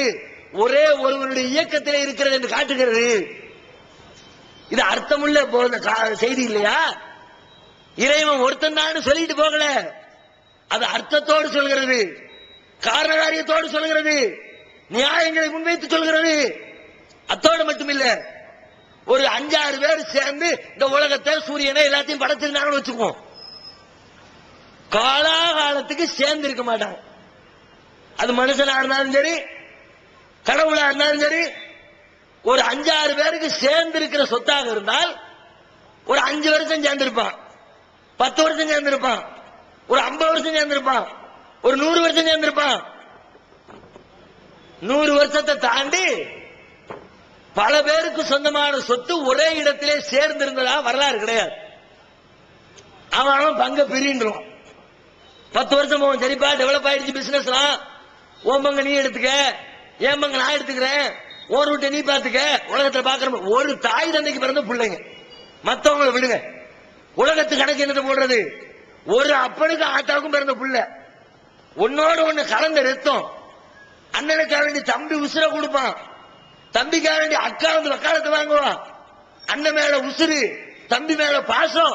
அப்படி 2 கலந்திருக்கிற குடும்ப உறுப்பினர்களாக இருக்கட்டும். தகப்பன் சேர்த்து வச்ச சொத்து எவ்வளவு நாளைக்கு சேர்ந்து போகுது வண்டி? தாப்பனார் இறந்து வருஷம் 10 வருஷம் ஆகல, பிரிச்சுக்கோம்பா, ஓம்பங்க நீ எடுத்துக்க, ஏம்பங்க நான் எடுத்துக்கிற போறாங்களே. பல பேர் கூட்டணி சேர்ந்து ஒரு பொருளை உருவாக்கினால் ஒரு குறிப்பிட்ட காலத்திற்கு பிறகு அவரவர்களுடைய பங்கை எடுத்துக்கொண்டு அவர்கள் சென்றுவிட வேண்டும். அதுதான் உலகத்துடைய யதார்த்தம். அதே மாதிரி இந்த உலகத்தை படைத்ததுல பல கடவுளர்கள் சேர்ந்து படைத்திருந்தால், பல கடவுளர்களுடைய உழைப்பு இதில் இருந்திருந்தால், ஒரு கடவுள் பூமியை படைச்சாரு, ஒரு கடவுள் சந்திரனை படைச்சாரு, ஒரு கடவுள் சூரியனை படைச்சாரு, ஒரு கடவுள் வியாழனை படைச்சாரு, ஒரு கடவுள் புளூட்டோ படைச்சாரு, ஒரு கடவுள் வெள்ளியை படைச்சாரு, ஒரு கடவுள் நட்சத்திரத்தை படைச்சாரு. இப்படி ஆளாளுக்கு ஒண்ணு படைச்சா ஒரு 50,000 வருஷத்துக்கு பிறகாவது எப்ப நீ ஓம் பங்கு எடுத்துக்க, நான் ஏன் பங்கு எடுத்துக்கிறேன், ஏன் பங்குக்கு நான் ராஜா, ஓம் பங்குக்கு நீ ராஜா போயிருக்கிறமா இல்லையா? உலகத்தில் போயிருக்கிறா? பங்கு வைக்கப்பட்டிருக்கிறதா? இந்த அண்ட சராசரத்திலே சூரியன் தனியாக பிரிந்து சென்று விட்டதா? பூமி பிரிக்கப்பட்டிருக்கிறதா? சந்திரன் பிரிக்கப்பட்டிருக்கிறதா? யாரேனும் சொந்தம் கொண்டாடி தங்களுக்குள்ளே பங்கு வைத்துக் கொண்டார்களா? பங்கு வைக்கிறனா என்ன அர்த்தம்? பங்கு வைக்கிறதுக்கு பங்காளி இல்லைன்னு அர்த்தம். பங்காளி இல்லாட்டி பங்கு வைப்பானா? ஒரே புள்ள வீட்டுக்கு மொத்த சொத்துக்கு அவனே வாரிசு, அவன் எதுக்கு கிறுக்குத்தனமா பங்கு வைக்கிறான்? நான் ஒருத்தன் வாரிசு, எல்லாத்தையும் நானே வச்சுட்டு போறேன். அப்ப இந்த சூரிய சந்திர மண்டலங்கள் பங்கு வைக்கப்படாமல் இருப்பது உலகத்திற்கு எதை அறிவுறுத்துகிறது என்றால், உலகத்தை படைத்த பங்காளி ஒரே ஒருத்தன் தான். அவனுக்கு கூட்டு சேர்ந்து எவன் படைக்கல. ஒரு சின்ன குண்டூசியை கூட படைக்கிறதுக்கு எவனை அவன் கூட்டாளியாக வைத்துக் கொள்ளவில்லை என்பதை வைப்பிக்கலையா? இந்த போதனை உங்களுக்கு அர்த்தமுள்ளதாக தெரிகிறதா, அர்த்தமற்றதாக தெரிகிறதா? இறை கோட்பாடு அர்த்தமுள்ளது. நடைமுறை வாழ்க்கை எடுத்துக்கங்க, வாழ்க்கையுடைய எல்லா பிரச்சனையும் பேசு. சாப்பாடு எடுத்துக்கோமே, எதை சாப்பிடலாம் எதை சாப்பிடக்கூடாது பட்டியல் போட்டு உலகத்துக்கு கற்று தருகிறது. யா அய்யுஹல்லதீன ஆமனு, குர்ஆன் சொல்கிறது, யா அய்யுஹல்லதீன ஆமனு குலூ மின் தய்யிபாத்தி மா ரஸக்னாக்கும், இறை விசுவாசிகளே, இறை நம்பிக்கையாளர்களே, உங்களுக்கு வழங்கப்பட்டிருக்கிற உணவில் நல்ல உணவுகளை, தூய்மையான உணவுகளை தான் நீங்கள் உண்ண வேண்டும். பொதுவான போதனை. சாப்பிட வேண்டியது தூய்மையான சொல்லியாச்சு. அடுத்து இறைவன் பிரிக்கிறான், சாப்பிடக்கூடாதது எது, அதை ஒரு லிஸ்ட் போடுறான். ஹுர்ரிமத் அலைக்குமுல் மைத்தத்து வத்தமு வலஹமுல் கின்சீரி வமா உஹில்ல லிகைரில்லாஹி பிஹி, அது ஒரு லிஸ்ட் பெருசா போகிறது. செத்த பிராணிகளை சாப்பிடாதீர்கள், ஆடு மாடுகளிலிருந்து ஓட்டப்பட்ட ரத்தத்தை சாப்பிடாதீர்கள், பன்றியின் இறைச்சியை சாப்பிடாதீர்கள், இப்படி எதையெல்லாம் சாப்பிடக்கூடாது லிஸ்ட் போடுகிறது. இஸ்லாம் எதையெல்லாம் சாப்பிடக்கூடாது லிஸ்ட் போட்டிருக்கிறதோ அதை உலகத்தில் பல பேர் இன்றைக்கு ரசித்து ருசித்து சாப்பிடுகிறார்கள். செத்த பிராணி அறுத்து சாப்பிட ஆட்கள் இருக்கிறாங்க. கசாப்பு கடையில போய் ரத்தத்தை வாங்கிட்டு வந்து பொரிச்சு திங்கிற ஆட்கள் இருக்கிறாங்க. பன்றி இறைச்சியை வளர்த்து, பன்றி மேலை நாடுகள் எல்லாம், அமெரிக்காவில எல்லாம் போய் பார்த்தா பன்னி இல்லாம அவனுக்கு சாப்பாடே இல்லை, எந்த சாப்பாடும் கிடையாது. சும்மா சொல்லல, பன்றி இறைச்சி சேராம அவனுக்கு ஃபுட்டே கிடையாது. காலை சாப்பாடா இருக்கட்டும், மதிய சாப்பாடா இருக்கட்டும், நைட்டு சாப்பாடா இருக்கட்டும், ஏதாவது ஒரு வடிவத்துல சேர்ந்துகிட்டே இருக்கும். ஒண்ணு உப்பு கண்டமா திம்மா, அல்லது அதை போட்டு ஆம்லேட் ஆக்கி திம்மா, அல்லது அதை பிரெட்டுக்குள்ள வச்சு திம்மா, அது சோத்துக்கு மடக்கிது, என்னத்தையாவது ஒண்ணு. பன்றி இறைச்சி இல்லாமல் அவர்களுக்கு உணவே கிடையாது அமெரிக்கர்களுக்கு. இஸ்லாம் இதையெல்லாம் திங்காத சொல்லுச்சு. ஏன் சொல்லுச்சு? என்னத்தையாவது ஒண்ணு சொல்லணும், ஒண்ணும் சொல்லாம விடக்கூடாது. ஏன்னா இஷ்டத்துக்கு தின்னுட்டுறான். சில பேர் சொல்லுவாங்கள, சில ஆட்களுக்கு தனக்கு கீழே ஆள் இருந்தா சும்மா என்னத்தையாவது வேலையாகிட்டே இருக்கும். சும்மா இருந்தா பிடிக்காது. கடையில தொழிலாளி உட்கார்ந்து இருப்பான், மதியான நேரத்தில் வியாபாரமே நடக்காது, அட்டத்துல சாமான் பூரா அடுக்கிருக்கும், சும்மாவே உட்கார்ந்துருக்கான. மாசம் முடிஞ்சா 3000 ரூபாய் சம்பளத்தை மட்டும் வாங்கிட்டு போயிடுறேன், இவன் எப்படி சும்மா உட்கார வைக்கிறது? ஏய், அந்த அட்டத்தில் உள்ள சம்பளம் பூரா இறக்கு அப்படிம்பாரு. எதுக்கு இறக்க சொல்றாருன்னு தெரியாது, நல்லதானே அடிக்க வச்சிருக்கேன், தேவையில்லாம இறக்க சொல்றாரு. ஏய் இறக்குங்க, இறக்கு, கஷ்டப்பட்டு எல்லாத்தையும் இறக்குவான். இப்ப எல்லாத்தையும் திரும்ப ஏத்தும்பாரு. எத்தனை பேர் இருக்கிறாங்க தெரியுமா? மாதிரி தேவையே இல்லாட்டியும் கூட சும்மாத்துக்கு சொல்லணும், அர்த்தமே இருக்காது, அவசியமே இருக்காது. இறைவன் இஸ்லாமிய மார்க்கம் சொல்லக்கூடிய இந்த உணவு உண்ணக்கூடிய பழக்கத்துல என்னத்தையா உனக்கு அவனை இஷ்டத்துக்கு திங்கிறான், திங்க விடக்கூடாதா அப்படின்னு இறைவன் மனிதன் மீது கொண்ட பொறாமையினால், மனிதன் மீது கொண்டிருக்கிற காழ்ப்புணர்ச்சியினால், அல்லது மனிதனை சும்மா அமர வைக்க கூடாது என்ற எண்ணத்தினால் அதை சாப்பிடாத, செத்ததை திங்காத, ரத்தத்தை திங்காத, பன்றியை திங்காத என்று ஒரு காழ்ப்புணர்ச்சி அடிப்படையில் போடப்பட்ட சட்டமா, அல்லது மனித குலத்திற்கு நன்மை பயக்க வேண்டும் என்ற அர்த்தத்தின் அடிப்படையில் போடப்பட்ட சட்டமா? விஞ்ஞானிகள் ஆய்வு செய்கிறார்கள், மனிதன் உண்ணுகிற உணவை ஆய்வுக்கு உட்படுத்துகிறார்கள். ரத்தத்தை எடுக்கிறான், ரத்தத்தை சாதாரண திங்கிறீங்களே, ரத்தங்கிறது என்ன தெரியுமா? நீங்கள் தின்னக்கூடிய ரத்தம் என்பது சாக்கடை திங்கிற மாதிரி. நான் மிகைப்படுத்தி சொல்ல, நெசமாக ரத்தங்கிறது ஒரு வகை சாக்கடை தான். நம்ம சாப்பிடுற சாப்பாடு, சாப்பாட்டில் இருக்கக்கூடிய சத்துக்கள், அந்த உணவில இருக்கக்கூடிய கழிவுகள் எல்லாத்தையும் தூக்கிக்கிட்டு நம்ம உடம்பினுடைய எல்லா பகுதிகளையும் கொண்டு போய் சேர்க்கிறது யாருன்னு கேட்டா இந்த ரத்தம் தான் சேர்ப்பாங்க. ரத்தத்துடைய வேலை என்னன்னா, திங்கிற தீவனத்தில் இருக்கிற சத்துக்களையும் எடுத்துக்குவாங்க, திங்கிற தீவனத்தில் இருக்கிற அசுத்தத்தை அதையும் எடுத்துக்குவாங்க. எல்லாத்தையும் எடுத்துக்கிட்டு எல்லா பக்கமும் முதல்ல சத்துக்களை கொண்டு போய் விடும். திங்கிற தீவனத்தை சத்தா பிரிச்சு தேவையான சத்துக்களை தலைக்கு, மண்டைக்கு, கைக்கு, காலுக்கு, வயிற்றுக்கு, குடலுக்கு, ஈரலுக்கு எல்லா பக்கமும் சத்தை கொண்டு போய் கொடுக்கும். சத்துக்களை எடுத்தது பிறகு மீதி கழிவு வருமே, அந்த கழிவுகளை தூக்கி கொண்டு நேரா கிட்னியில கொண்டு வந்து விடும். கிட்னியினுடைய வேலை என்ன? கழிவுகளை பூரா சுத்தப்படுத்தும். அது சுத்தப்படுத்தி திரும்ப அப்படி சுத்திக்கிட்டே இருக்கும். கழிவுகளை கொண்டு வந்து விட்டு கிட்னியில விட்டு அந்த கிட்னி அந்த கழிவை சுத்தமாக்கி மாற்றிக்கொண்டே இருக்கும். அப்ப நம்முடைய உடலில ரத்தம் ஓடிக்கொண்டே இருக்கும் பொழுது அந்த ரத்தம் முழுக்க அசுத்தம் சுற்றி கொண்டே இருக்கும். அதனாலதான் உங்களுக்கு நோய்க்கு டெஸ்ட் எடுக்கிறாங்கல்ல, ஏதாவது நோய்வாய்ப்பட்டுட்டா அசுத்தத்தை பூரா டெஸ்ட் உட்படுத்தும், சுத்தமான எதையும் டெஸ்ட் உட்படுத்த போறது இல்ல. மனுஷனுடைய மலஜலத்தை டெஸ்டுக்கு உட்படுத்துறான். மலத்தை யாராவது சுத்தம் சொல்லுவோமா? ஜலத்தை சிறுநீரை யாராவது சுத்தம் சொல்லுவோமா? மலத்தை டெஸ்டுக்கு உட்படுத்துறான், சிறுநீரை டெஸ்டுக்கு உட்படுத்துறான், அதே லெவல்ல ரத்தத்தையும் டெஸ்டுக்கு உட்படுத்துறான். என்ன காரணம்? மலத்தில் எவ்வளவு அசுத்தம் இருக்கிறதோ, சிறுநீரில் எவ்வளவு அசுத்தம் இருக்கிறதோ, அதற்கு கொஞ்சமும் குறைவில்லாத அசுத்தம் ரத்தத்திலே இருக்கிறது. அந்த ரத்தத்தில் இருக்கிற அசுத்தத்தின் அளவை வைத்துக் கொண்டு மருந்து கொடுக்கணும். சுத்தப்படுத்துற வேலையை செய்யணும்னு வச்சுக்குவோம். கிட்னி செய்ய வேண்டிய அந்த ரத்தத்தை சுத்திகரிக்கிற அழுக்கு கிளீன் பண்ற வேலையை செய்யலாட்டி முடிஞ்சு போச்சு, ஆல் அவுட். அல்லது வேற எனக்கு கிட்னியை கொண்டு மாத்தணும், டயாலிசிஸ் பண்ணணும். சுத்தம் பண்ற வேலையில கொஞ்சம் தாமதம் ஏற்பட்டால் மொத்த ரத்தமும் சாக்கடையாக மாறி போகும்.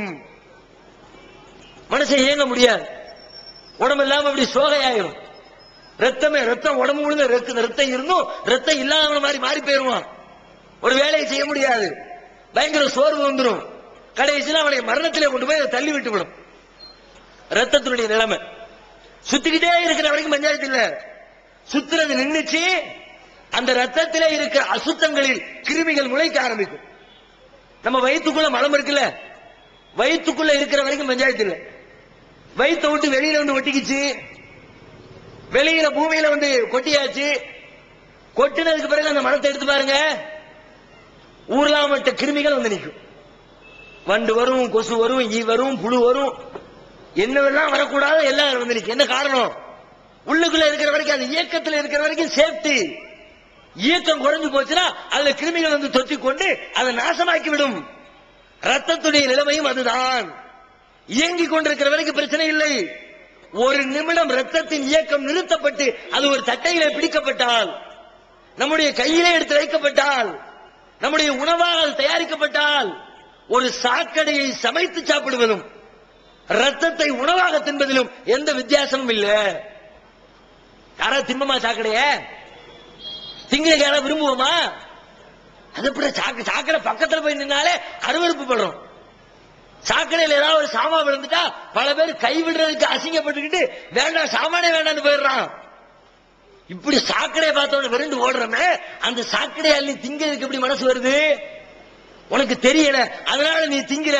இஸ்லாம் சொல்கிறது, நீ தெரியாம திங்கிறடா. மேல பார்த்தா நல்லா இருக்குது, செக்க செவேர்னு இருக்குது, நாக்கில வச்சா டேஸ்டா இருக்குது, இது மட்டும்தான் உனக்கு தெரியுது. உன் கண்ணுக்கு தெரியாம உள்ளுக்குள்ள 1008 கிருமி இருக்குது. உனக்கு தெரியாம நீ செத்துறக்கூடாது. உனக்கு தெரியாம நீ உனக்கு கேடு விளைவிக்கக்கூடிய ஒரு உணவை உணவாக உண்டுவிடக் கூடாது. எனவே நான் உனக்கு தடை விதிக்கிறேன், ரத்தத்தை தின்னாவே. ஹுர்ரிமத் அலைக்குமுல் மைத்தத்து வத்தமு, குர்ஆன் சொல்கிறது. இஸ்லாம் சொல்கிறது, ரத்தத்தை நாம் தடை செய்து விட்டோம், நீங்கள் சாப்பிட தகுதியானது கிடையாது. அர்த்தம் இல்லைன்னு சொல்லு.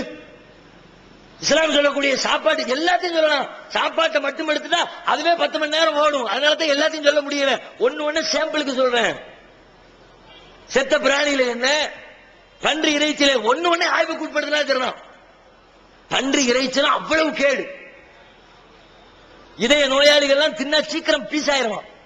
ஹார்ட் பேஷண்ட் இருக்கிறாங்கல்ல, பன்றி இறைச்சியை கைய வச்சா முடிஞ்சு போச்சு. ஏன்? ஹார்ட் பேஷண்ட்லாம் கொழுப்பு போய் அடைச்சுதான் ஹார்ட்ல ப்ராப்ளம் வருகிறது. நாம திங்கிற சாப்பாட்டுல நிறைய கொழுப்பு இருக்கிறது. கடல் எண்ணெய், நல்லெண்ணெய், விளக்கெண்ணெய், வேப்பெண்ணெய், நெய், டால்டா, எத்தனை எண்ணெய் இருக்குது. எல்லா எண்ணெயிலும் கொழுப்பு இருக்கிறது. மனித உடலுக்கு நல்ல கொழுப்பு கிடையாது, கெட்ட கொழுப்பு. ஒவ்வொரு பொருளையும் ஒவ்வொரு விதமான கொழுப்பு இருக்கிறது. பாதாம் இருக்குது, பிஸ்தா இருக்குது, அதுவும் கொழுப்பு இருக்குது. ஆனால் உடலுக்கு தேவையான நல்ல கொழுப்பு என்ன? சன்ஃபிளவர் ஆயில், என்ன பிளவரா இருக்கட்டும், என்ன பிளவரா இருந்தாலும் எல்லா பிளவரும் மனுஷனுக்கு கேடு விளைவிக்கக்கூடிய கொழுப்பு அதுக்குள்ள இருக்கும்.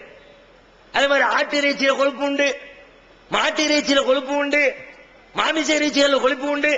இந்த கொழுப்பு சத்து ஒரு லிமிட்டோட இருக்கணும். எல்லையை தாண்டிச்சுன்னா மனுஷனுக்கு கேடு. அதான் இதய நோயெல்லாம் ஏற்படுத்துகிறது. அதனாலதான் மருத்துவர்கள் இதய நோயாளிகளுக்கு நீ ஆட்டுக்கறி திங்காத, மாட்டுக்கறி திங்காத, அப்படியே முன்னாடி தொங்க விட்டு பார்த்துக்கிட்டே வேணா உன் சாப்பாடு தின்னு முடிச்சிரு.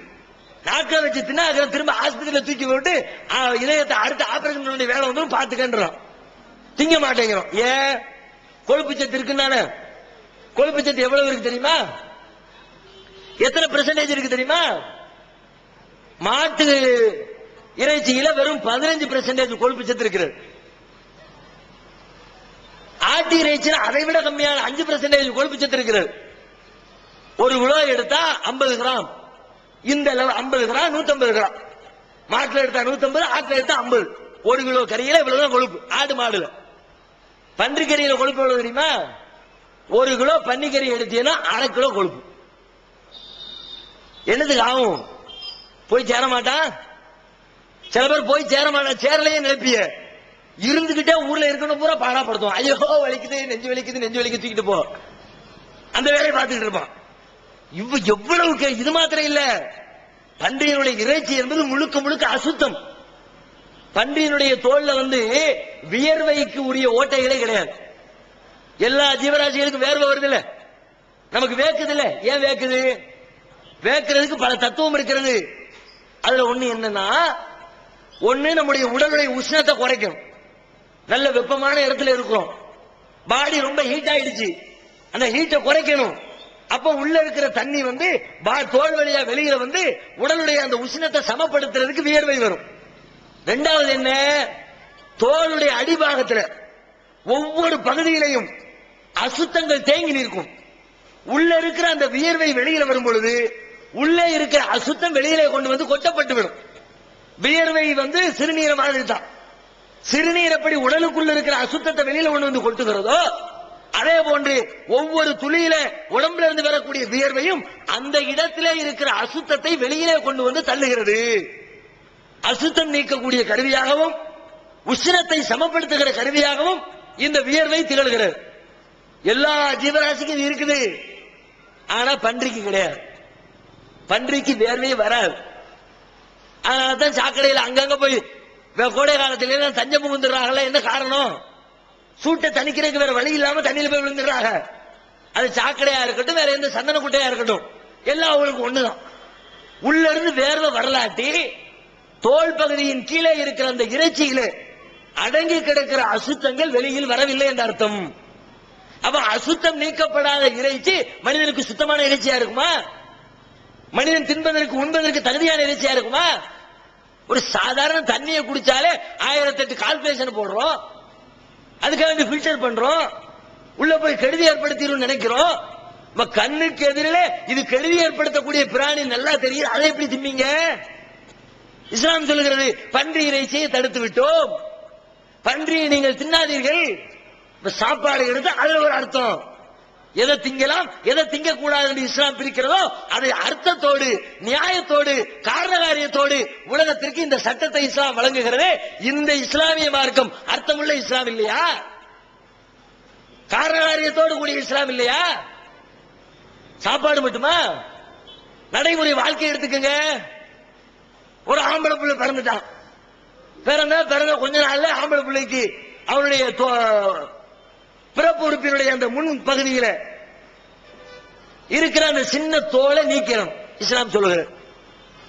இதை பார்த்துட்டு பல பேர் கூப்பாடு போடுறோம், இதெல்லாம் அக்கிரமம் இல்லையா, அநியாயம் இல்லையா, பச்சை புள்ள அந்த பிள்ளைக்கு போய் இப்படி வெட்டி போடுறீங்களப்பா, கத்திய வச்சு அறுத்து, ரொம்ப ஓவர்ப்பா, பார்க்கவே நமக்கு ரொம்ப பயங்கரமா இருக்கு, அதை கேட்டாலே ரொம்ப அப்படியேதான் ரொம்ப சீனை கொடுக்குற ஆட்களா இருக்கிறாங்க. இது எதுக்கு அறுக்கு தெரியுமா? பிள்ளைய கொடுமைப்படுத்துறதுக்கா? அது எப்படி பிள்ளை சந்தோஷமா சிரிச்சுக்கிட்டு இருக்கான், சிரிக்க விடக்கூடாது, அழ வைக்கணும். எறா கத்திய அறா அப்படி அதுக்கா இருக்குது? எதுக்கா இருக்குது? அவருடைய பிற்கால வாழ்க்கைக்கான எல்லா ஆரோக்கிய செட்டப்புகளும் அதுக்குள்ளதான் உட்கார்ந்துகிட்டு இருக்கு. அந்த தோல் இருக்கு, சும்மா இருக்குது, மூடிதானே இருக்குது, கவர் பண்ணி தானே இருக்கு, நீ விட்டுருவ. எல்லா பொருளையும் கவர் பண்ணக்கூடாது, கவர் பண்ண வேண்டிய பொருளை தான் கவர் பண்ணணும். கவர் பண்ணாம காத்து போற இடங்கள் சில இருக்குது, அது காத்து போற மாதிரி தான் வச்சு ஆகணும். கவர் பண்ணக்கூடாது, கவர் பண்ணா வெடிச்சு நாசமா போயிடும். அப்படி எல்லாம் பாக்குறோம்ல. ஒரு ஏசியினுடைய அந்த காத்து போகக்கூடிய பெரிய பாக்ஸ் மாதிரி இருக்குமே, தூக்கி வெளியில கொண்டு வெயில வந்து வச்சிடறான். அந்த இருக்குது, வெளியில கொண்டு வச்சிருக்காங்க. சில வீடுகளும் மொட்டை மாடியில் வச்சிருப்பாங்க. மழை பெய்யுது, வெயில் அடிக்குது, 20,000 ரூபாய் கொடுத்து வாங்கின சாமா இதை போய் இப்படி வெயில போடுறது நல்லா இருக்குதா, அதனால ஒரு சாக்கு போட்டு ஒரு பெரிய தவறத்தை போட்டு நல்ல சுத்தி கித்தி எல்லாத்தையும் கவர் பண்ணி வச்சிருவோம்னா முடிஞ்சு போச்சு. நைட்டோட நைட்டா எல்லா பேரும் எரிஞ்சு சாம்பல் ஆக வேண்டும். எதை கவர் பண்ணணுமோ அதை தான் கவர் பண்ணணும். எல்லாத்தையும் கவர் பண்ணக்கூடாது. இது கவர் பண்ணக்கூடியது இல்லை. உடம்புக்குள்ள கருவறைக்குள்ள இருக்கிற வரைக்கும் அந்த கருவறையில இருக்கிற தண்ணீர் பனிக்குளம்னு சொல்லுவாங்க, அந்த தண்ணீரினால் ஏற்படக்கூடிய கெடுதிகளில் இருந்து அந்த பிறப்புறுப்பை பாதுகாப்பதற்காக அங்கே அவனுக்கு ஒரு கவர் தேவை. இறைவன் அந்த கவர் அங்க போடுறான். வெளியில வந்த பிறகு அது மாதிரி டிஸ்டர்ப் பண்ற எந்த தண்ணியும் வெளியில இல்ல. வெளியில அவன் பயன்படுத்தக்கூடிய தண்ணீர் எல்லாம் சுகாதாரமாக இருக்கிறது. எனவே இந்த இடத்துல அந்த கவரை போட்டிருந்தா அவனுக்கு டேஞ்சரு, கவரை கலட்டு இஸ்லாம் சொல்லு. அதனால் ஏற்படக்கூடிய நன்மைகள் என்ன? விஞ்ஞானிகள் ஆய்வு செய்து சொல்லுகிறார்கள்.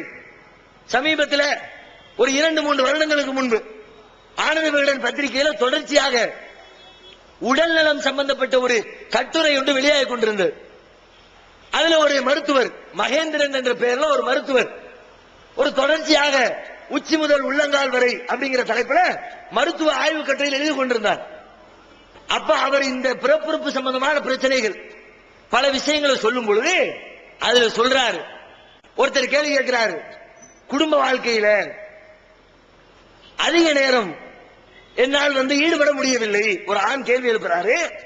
அந்த கேள்விக்கு மருத்துவர் பதிலளிக்கிறாரு, குடும்ப வாழ்க்கையில் அதிக நேரம் ஈடுபட்டு என்னுடைய துணைவியை என்னால் திருப்திப்படுத்த முடியவில்லை, அதற்கான வழிமுறைகளை எனக்கு சொல்லித்தார்கள் கேட்கிறார்.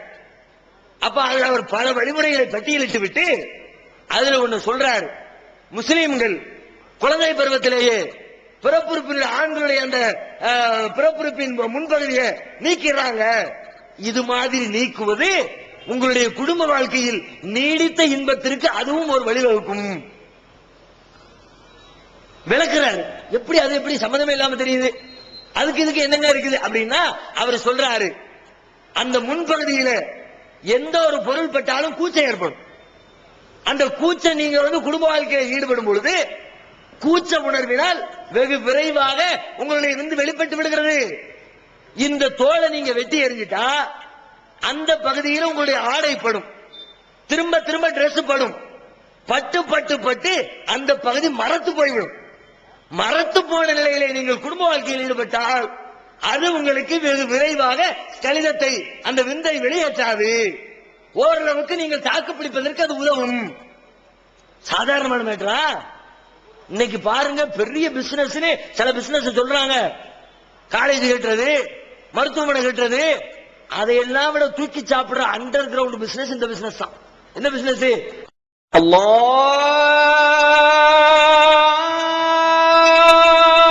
அக்பர், அல்லாஹு அக்பர். பிஸ்மில்லாஹிர் ரஹ்மானிர் ரஹீம்.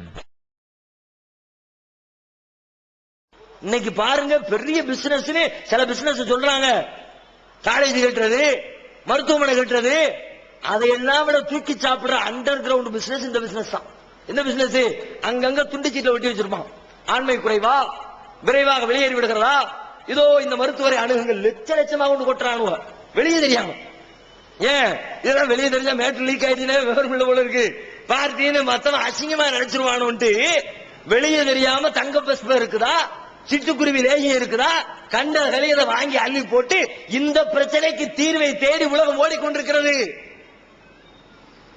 அதற்கான தீர்விலே ஒரு தீர்வு இஸ்லாம் சொல்லக்கூடிய சுன்னத் என்ற முறையிலே, ஹத்னா என்ற முறையிலே உள்ள அடங்கி இருக்குதுன்னா இது அருவருப்பானதா, காரணமற்றதா, அர்த்தமற்றதா, அர்த்த புஷ்டியோடு ஏற்று செயல்படுத்த வேண்டியதா? அதனால தான் இந்த அம்மா இப்ப நம்ம முதலமைச்சர் இருக்கிறாங்களே, தமிழக முதலமைச்சர், கடந்த தடவை முதலமைச்சராக இருக்கும் பொழுது ஒரு ஆர்டரே போட்டாங்க. என்ன ஆர்டர் தெரியுமா? தமிழ்நாட்டில் அரசு மருத்துவமனைகளில் பிறக்கக்கூடிய எந்த ஒரு ஆண் குழந்தையாக இருந்தாலும் அந்த ஆண் குழந்தைக்கு ஹத்னா செய்யப்பட வேண்டும் என்று அரசாங்கத்துடைய ஆணை வெளியிட்டு ஜீவோவே போட்டாங்க. ஆனா மத்த மக்கள் என்ன நினைச்சுக்கிட்டாங்க தெரியுமா? இதெல்லாம் முஸ்லீமுக்குள்ளது, அதை போய் நம்ம செஞ்சா நம்ம முஸ்லீம் ஆயிருவோம்ல, இது அறுத்த உடனே ஒருத்தர் முஸ்லீம் ஆயிர போறானா? இஸ்லாம்ங்கிறது பெரிய தத்துவம், வாழ்க்கை நெறி, கொள்கை கோட்பாடு, என்னமோ இஸ்லாத்தினுடைய மொத்த தத்துவமும் அதுலதான் இருக்கிற மாதிரி அவங்க செய்யறது நம்ம எப்படி செய்யறதுன்னு பல பெற்றோர்கள் மறுத்து விட்டார்கள். அந்த அம்மா ஏன் போட்டுச்சு? இஸ்லாமியர்களை திருப்திப்படுத்தணும், இஸ்லாத்தை உலகத்தில் வாழ்க்கை நெறியாக தமிழகத்தில் உருவாக்கணும். அதுக்காக செஞ்சிச்சு. நம்ம தமிழ்நாட்டு மக்கள் ஆரோக்கியமா இருக்கணும், அவங்களுடைய குடும்ப வாழ்க்கை சந்தோஷமா இருக்கணும், மருத்துவர்கள் பரிந்துரைக்கிறாங்க, நம்ம மக்களை ஆரோக்கியப்படுத்தணும்னா அதுக்குரிய வேலைகள் அதுக்கு தானே செஞ்சிச்சு. அந்த மாதிரி முஸ்லீமா இஸ்லாத்துக்கு எதிரான எவ்வளவு காரியத்தை செஞ்ச ஆளுதான், இஸ்லாத்துக்காக வேண்டி செய்யல, அதுல நியாயம் இருக்கிறது அர்த்தம் இருக்கிறது என்று செஞ்சிச்ச. மேலை நாடுகள் எத்தனை நாடுகள், குறிப்பாக இஸ்ரேலுக்கு போங்க, பாலஸ்தீனத்தை ஆக்கிரமிச்சு கட்டி வச்சிருக்கான இஸ்ரேலு. அந்த இஸ்ரேல் என்ற அந்த அயோக்கிய தேசம் இன்றைக்கு உலக அளவில் மிகப்பெரிய விஞ்ஞான கண்டுபிடிப்புகளுக்கு முன்னோடியாக திகழக்கூடிய தேசம் இஸ்ரேலு.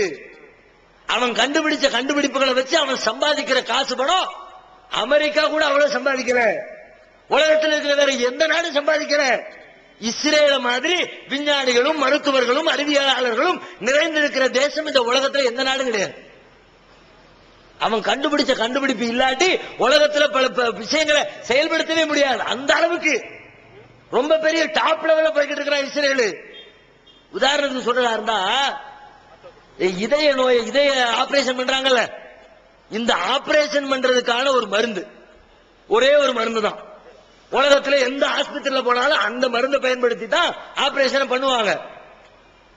அந்த மருந்து திருச்சியில ஒரு ஹாஸ்பிட்டல் இருக்கிறது, இதய அறுவை சிகிச்சைக்கு சிறப்பு மருத்துவமனை ஒண்ணு. அந்த மருந்தை மாத்திரம் வருஷத்துக்கு 1 கோடி ரூபாய்க்கு அந்த மருத்துவமனையிலிருந்து இறக்குமதி செய்யறாங்க. அந்த மருத்துவமனைக்கு ஆபரேஷனுக்காக வேண்டி அவங்க என்ன பண்றாங்கன்னா, வருஷத்துக்கு 1 கோடி ரூபாய் செலவழிச்சு அந்த மருந்தை வாங்குறாங்க. தமிழ்நாட்டில் திருச்சியில இருக்கிற ஒரே ஒரு ஹாஸ்பிட்டல்ல வருஷத்துக்கு 1 கோடி ரூபாய்க்கு மருந்து வாங்குறாங்கன்னா, மொத்த திருச்சியில எத்தனை ஹாஸ்பிட்டல் இருக்கிறது, அவன் எத்தனை கோடிக்கு வாங்குவான்? மதுரையில் எத்தனை இருக்கு, திருநெல்வேலியில் எத்தனை இருக்கு, மெட்ராஸ்ல எத்தனை இருக்கு, மொத்த இந்தியாவில் எத்தனை இருக்கு, அமெரிக்காவில், ஐரோப்பாவில், பிரான்ஸ்ல, ஜப்பான்ல, ஆஸ்திரேலியாவில், எல்லா நாடுகளிலும் எத்தனை மருத்துவமனை இருக்கிறது. எல்லா மருத்துவமனைகளிலும் வாங்கக்கூடிய மருந்தினுடைய தொகையை நீங்க கால்குலேட் பண்ணி பார்த்தா ஒவ்வொரு நாளும் மில்லியன் பில்லியன் கணக்கில் கோடானு கோடானு கோடானு கோடானு ரூபாய்களுக்கு அந்த மருந்தை இறக்குமதி செய்து பயன்படுத்திக் கொண்டிருக்கிறார்கள். இந்த மருந்தை கண்டுபிடிச்ச யாரு? இஸ்ரேல்காரன். அதுக்கு பேட்டன் வாங்கி வச்சிருக்கவன் யாரு? இஸ்ரேல்காரன்.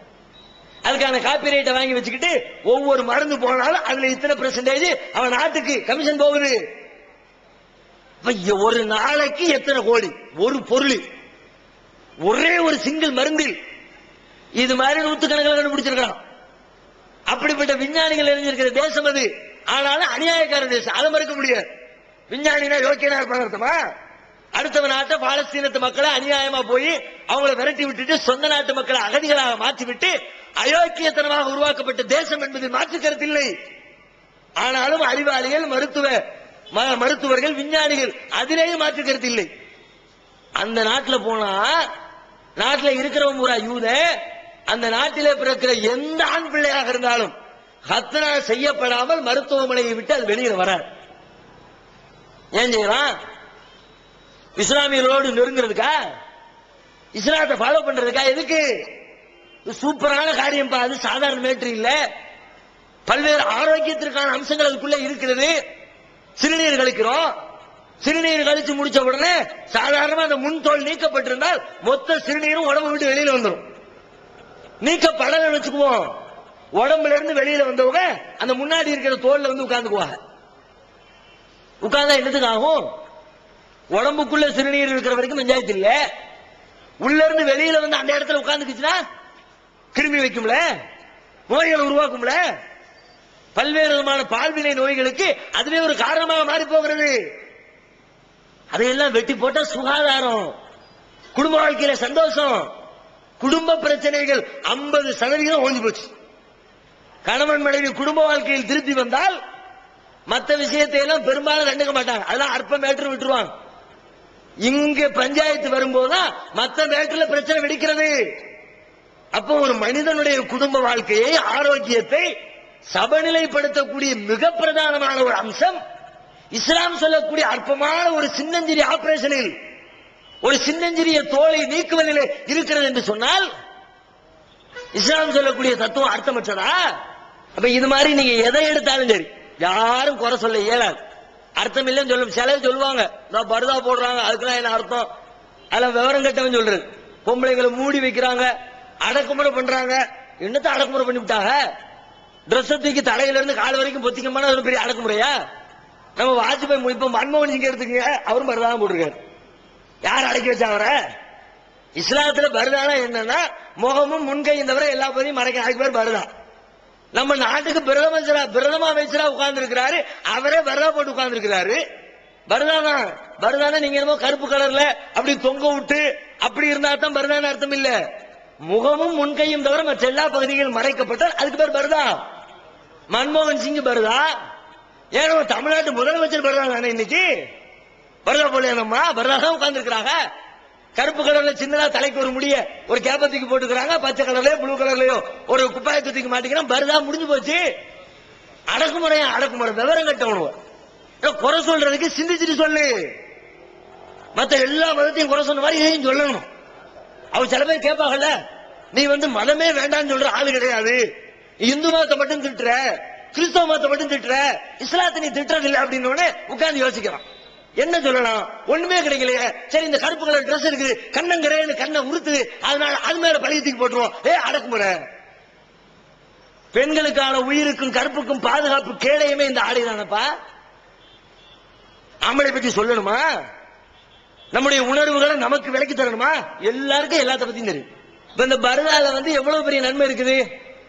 நம்முடைய சிந்தனைகள், பார்வைகள் கொஞ்ச நேரம் நில்லுங்க, எங்க வேணா ஒரு கடை வீதியில நில்லுங்க. நீங்க உங்களுடைய வேலை என்னன்னா நிக்கிற ஆம்பளைகளை பூரா கண்காணிக்கணும். ஒரு 2-3 பொம்பளைங்களை இப்படி விடுங்க. எத்தனை பேருடைய பார்வை இந்த பக்கம் இந்த பொம்பளைங்களை மேயுதுன்னு பாத்தீங்கன்னா மிஸ் ஆகிறது. எவனாவது டீப்பா வேலையில ஈடுபட்டு இருப்பானே, மெக்கானிக்கு கம்பி பிடி சுத்திக்கிட்டு இருப்பானே, அவன் கவனிக்காம இருந்தாங்கன்னா மிஸ் ஆகலாம். மத்தபடி யாரை பார்த்தாலும் ஒரு பார்வை ஒரு பார்வை ஒரு இப்படி திரும்பாம இருக்குன்னு சொல்லுங்க. நீங்க பாக்குறோம்ல, என்ன அர்த்தம்? நம்முடைய பார்வை கண்கள் மேய்வதற்கு கண்ணுக்கு விருந்து கிடைக்குதான்னு கண்ணு ஏங்குது இல்ல? அந்த விருந்தை கொடுத்தா என்ன ஆகுது? தொடர்ந்து சாப்பிடணும்னு தோணுது. பார்த்தா மட்டும் போதாதுப்பா, பாக்குறதுக்கு பிரியாணி நல்லா இருக்குது, இது பாக்குற பிரியாணி மாத்திரம் இல்ல, சாப்பிடுறது பிரியாணி சாப்பிட்டா தான் வயிறு பசி அடங்கும் தோணுதுல? ஊர்ல நடக்கிற பல்வேறு கற்பழிப்பு வழக்குகளுக்கு, பல்வேறு விதமான பாலியல் குற்றச்சாட்டுகளுக்கு என்ன காரணம்? பெண்களுடைய குறைவான ஆடைகளை பார்த்து பார்த்து வெறியேறி போய் காமுகனாக மாறி போனவர்கள் அதிகம் பேர். மறக்க முடியுமா? 2 பேரை நடக்க விடுங்க, ஒரு பொம்பளை நல்ல இடுப்பு தெரியட்டும், தொப்புள் தெரியட்டும், வெளு வெளுன்னு தொட தெரியட்டும், இன்னொரு பொம்பளை முழுசா மூடி முக்காடு போட்டு அனுப்புங்க. கண்ணு யார மேயுது? யார ஃபாலோ பண்ணுது? யார பின்தொடர சொல்லுது? யார் மேல கையை வைக்க சொல்லுது? பாடம் நடத்தணுமா? இத ஆம்பளைங்களுக்கு சொல்லி தந்து புரிய வைக்கணுமா? கண்ணுக்கு எதிர பாக்குறோம், நல்லா தெரியுது, அது ஒரு பாதுகாப்புன்றது விளங்குது. இதுக்கு பிறகு எப்படி அவங்களால குறை சொல்ல முடியுது? துணியை தூக்கி தலையில துணியை போட்டதுனால ஒருத்தருடைய முன்னேற்றம் தடைபட்டு விடும் என்று சொன்னால் இவனை போய் அறிவாளி ஏற்றுக்க முடியுமா? இவங்களுக்கு பேர் பகுத்தறிவாதியம். நாங்கள் சிந்தனையாளர்கள், நாங்கள் அறிவாளிகள், எதையும் பகுத்தறிவு பூர்வமாக சிந்திக்கிறவர்கள். உன் தலையில துண்டத்துக்கு போட்டா தலைக்கு தானடா துண்டு, மண்டையில இருக்கிற மூளைக்கான துண்டு. எதையும் இஸ்லாம் சொல்லக்கூடிய இது மாத்திரம் இல்லை, எதை கொண்டு வா. தலாக்கு தலாக்குங்கிறான், பெண்கள் பாதிக்கப்படுறாங்க. மத்த எவனுமே உலகத்துல தலாக்கு சொல்லலையா? விவாகரத்து பண்ணலையா? கல்யாணம் பண்ணல எல்லாருமே கடைசி வரைக்கும் பஞ்சாதியோடய குடும்பம் நடத்துறாங்களா? பிரச்சனை வரல, விவாகரத்து பண்ணல, கோர்ட்ல போய் பாரு.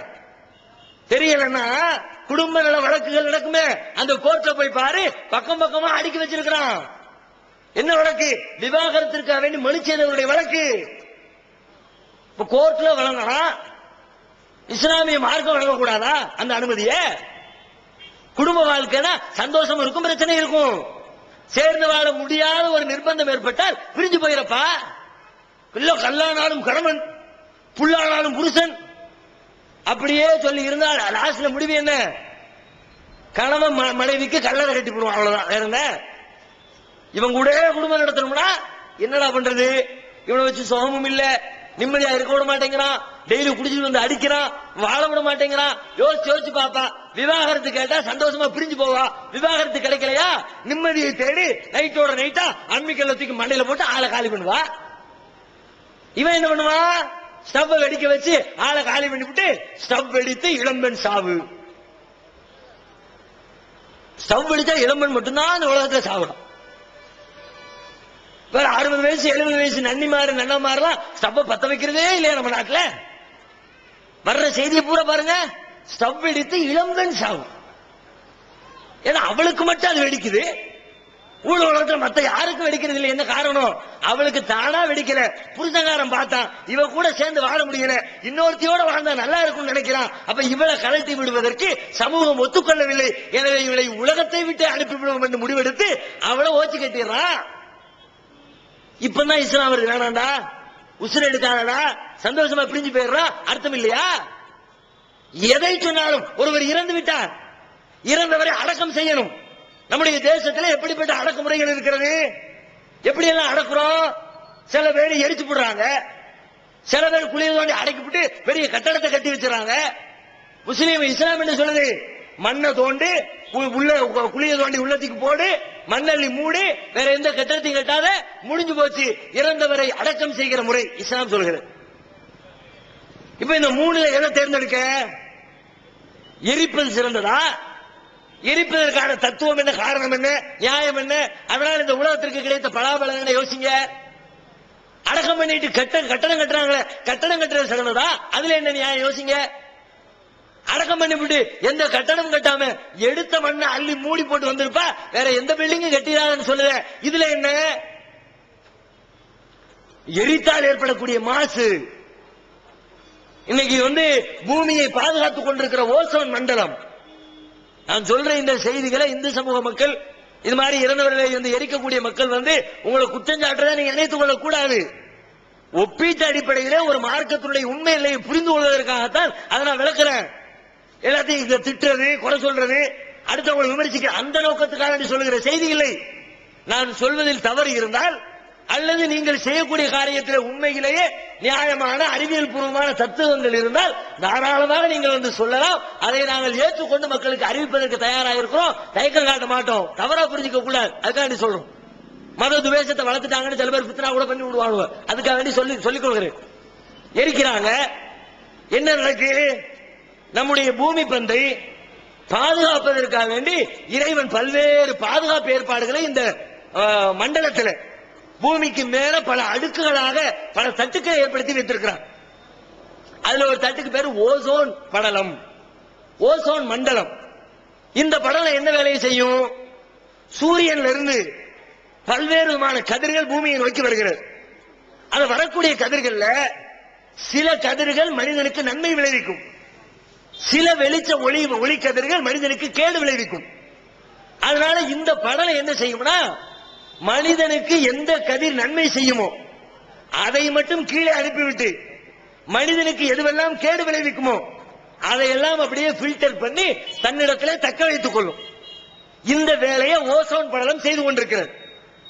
இப்போ விஞ்ஞானிகள் சொல்றாங்க, அந்த வேலையை செய்து கொண்டிருந்த இந்த ஓசோன் படலத்திலே ஓட்டை விழுந்து விட்டது.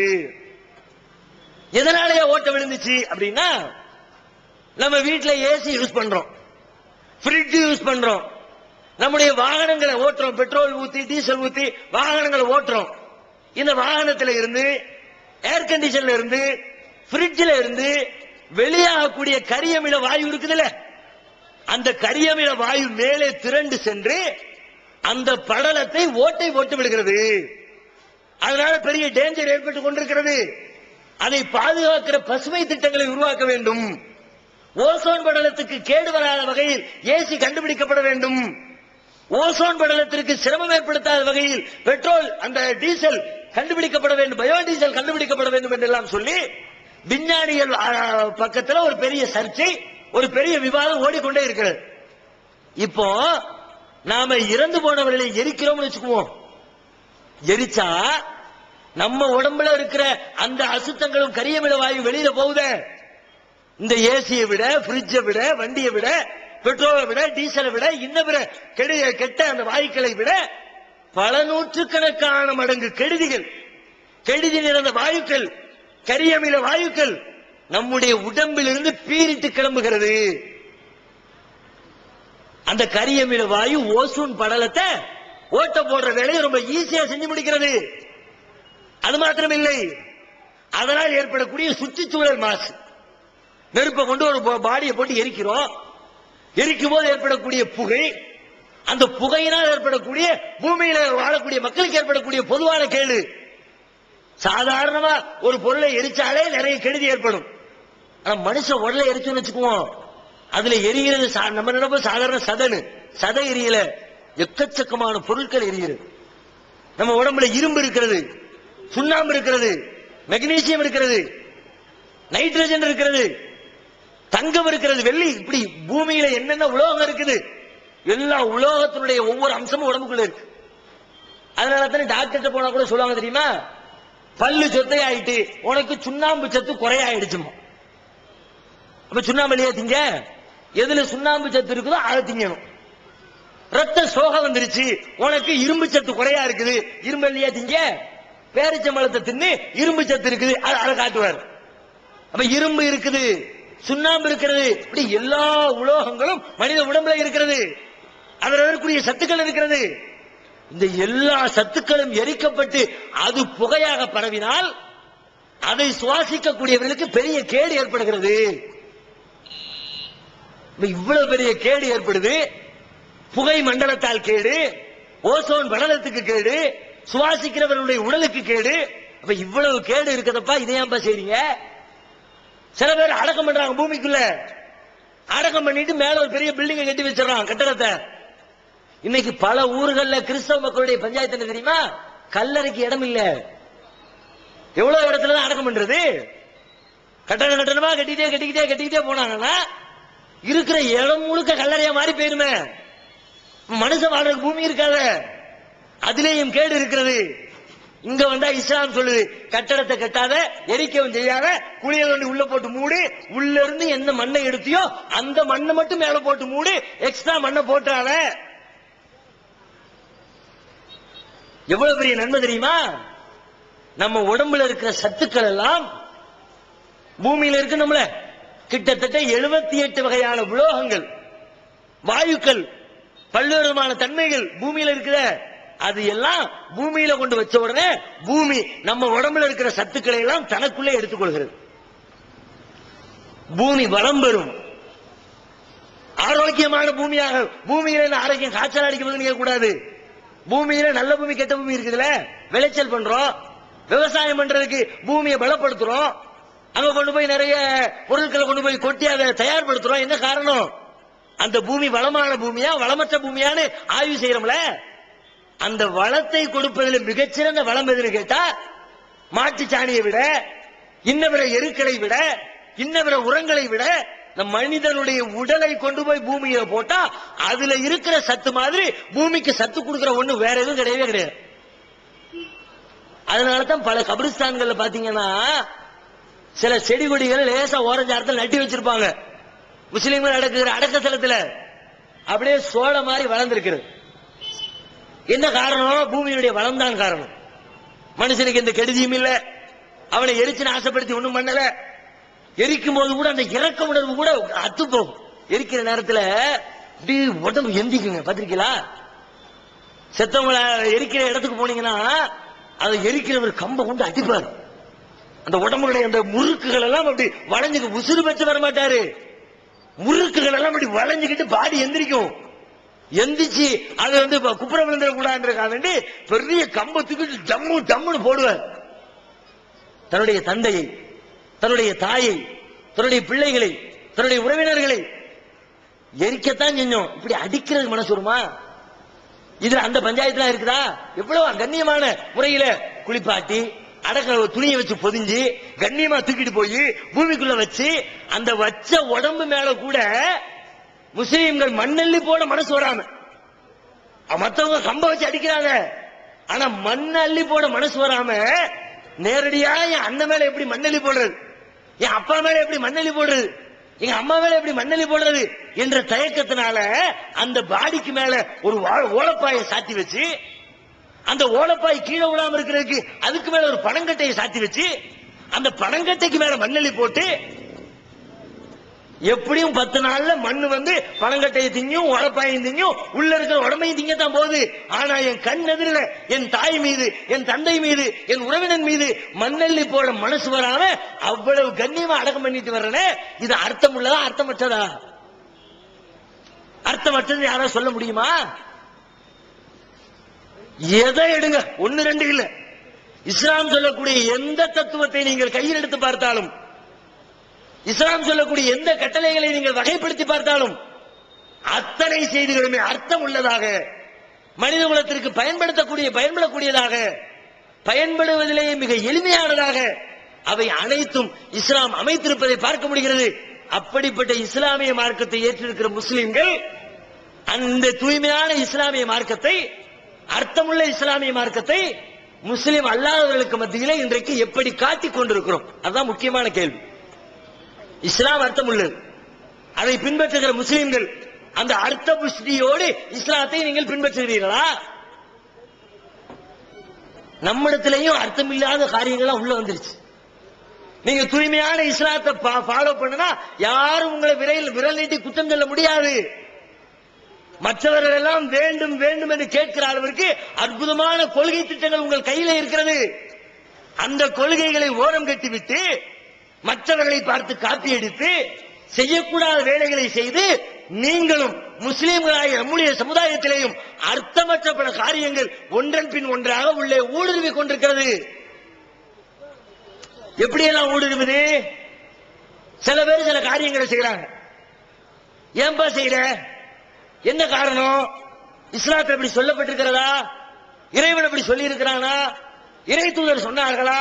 கேள்வி கேட்டா இல்ல எங்க அத்தா இப்படித்தான் செஞ்சாரு, எங்க நன்னா இப்படித்தான் செஞ்சாரு, எங்க பாபா இப்படித்தான் செஞ்சாரு, நாங்க அப்பன் பாட்டன் முப்பாட்டன் 50 தலைமுறையை இப்படித்தான் செஞ்சுக்கிட்டு இருக்கிறோம், அதனால செய்யறோம். அர்த்தமற்ற காரியங்கள் எப்படி உள்ள வருது தெரியுதா? முன்னோர்களின் மீது நாம் வைக்கிற பக்தியினால், அர்த்தமற்ற பக்தியினால், மரியாதையினால் அர்த்தமில்லாத காரியம் அவங்க வழியா உள்ள வருது. இஸ்லாமிற்கு தடை போடுது. எந்த காரியத்தை செஞ்சாலும் அப்பன் செஞ்சான் பாட்டன் செஞ்சான் செய்யாத. உங்க அப்பன் குடிச்சா நீனும் குடிப்பியா? உங்க அப்பன் பிராடு பண்ணா நீனும் பிராடு பண்ணுவியா? உங்க அப்பன் கூத்தியா வச்சுக்கிட்டா நீனும் கூத்தியா வச்சுக்குவியா? சாதாரணமா கேட்கிறோம்ல, இதைத்தான் இஸ்லாம் கேட்கிறது. அவர்களிடத்திலே சொல்லப்பட்டால், அல்லாஹ் இறக்கி அருளியதை பின்பற்றுங்கள் என்று சொல்லப்பட்டால் அந்த மக்கள் பதில் சொல்கிறார்கள். கெட்ட மக்கள் பதில் சொல்கிறார்கள், இல்லை இல்லை, நத்தபிஉ மா அல்ஃபைனா அலைஹி ஆபானா, எங்களுடைய முன்னோர்களை மூதாதையர்களை எந்த வழியிலே கண்டோமோ அதைத்தான் நாங்கள் பின்பற்றுவோம் என்று அவர்கள் பதில் சொல்லுகிறார்கள்.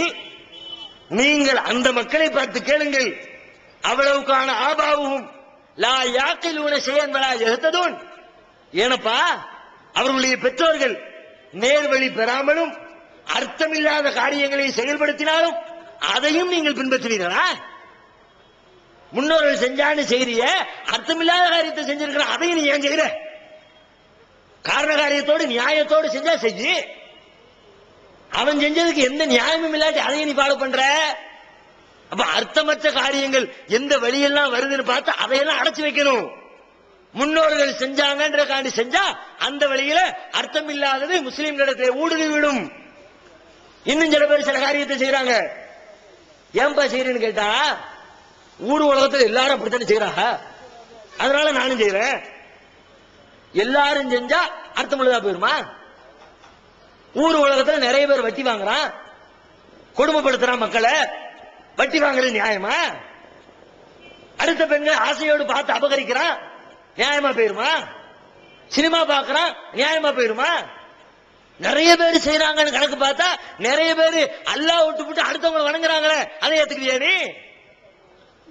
நிறைய பேர் எல்லாரும் இப்ப நம்ம ஏகத்துவத்தை சொல்லும் பொழுது நம்மை பார்த்து நம்முடைய சமுதாயத்தை சார்ந்த அர்த்தமற்ற காரியத்தை செய்யக்கூடிய மக்கள் கேட்கிற கேள்வி என்ன தெரியுமா? நீங்க 10 பேர் தானே சொல்றீங்க, 50 பேர் தானே சொல்றீங்க, 100 பேர் தானே சொல்றீங்க, ஊர்ல இருக்கிற மத்தவங்க எல்லாம் அதை சொல்லலையே செய்யலையே? உலகத்தில் இருக்கிற எண்ணிக்கை பூரா கணக்கெடு. கிட்டத்தட்ட 600 தாண்டி 200 தொற்றுச்சு. இன்னைக்கு உலகத்தினுடைய மக்கள் தொகை 200 கோடி நெருங்கி விட்டது. 200 கோடி மக்கள்ல ஒரே ஒரு இறைவனாகி அல்லாஹ்வை மாத்திரம் வணங்கக்கூடியவருடைய எண்ணிக்கை எவ்வளவு?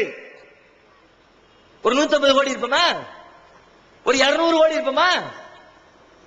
மீதி இருக்கிற 500 கோடி நிறைய பேர் செய்யறாங்க. இது ஒரு வாதமா? எல்லாரும் செய்யறாங்க. இது ஒரு வாதமா? அது நியாயமா அர்த்தம் உள்ளதான்னு பார்க்கணுமா? அதை விட்டு நிறைய பேர் செய்யறாங்க. திருமறை குர்ஆன் நபிகள் நாயகம் ஸல்லல்லாஹு அலைஹி வஸல்லம் அவர்களை பார்த்து பேசுகிறது.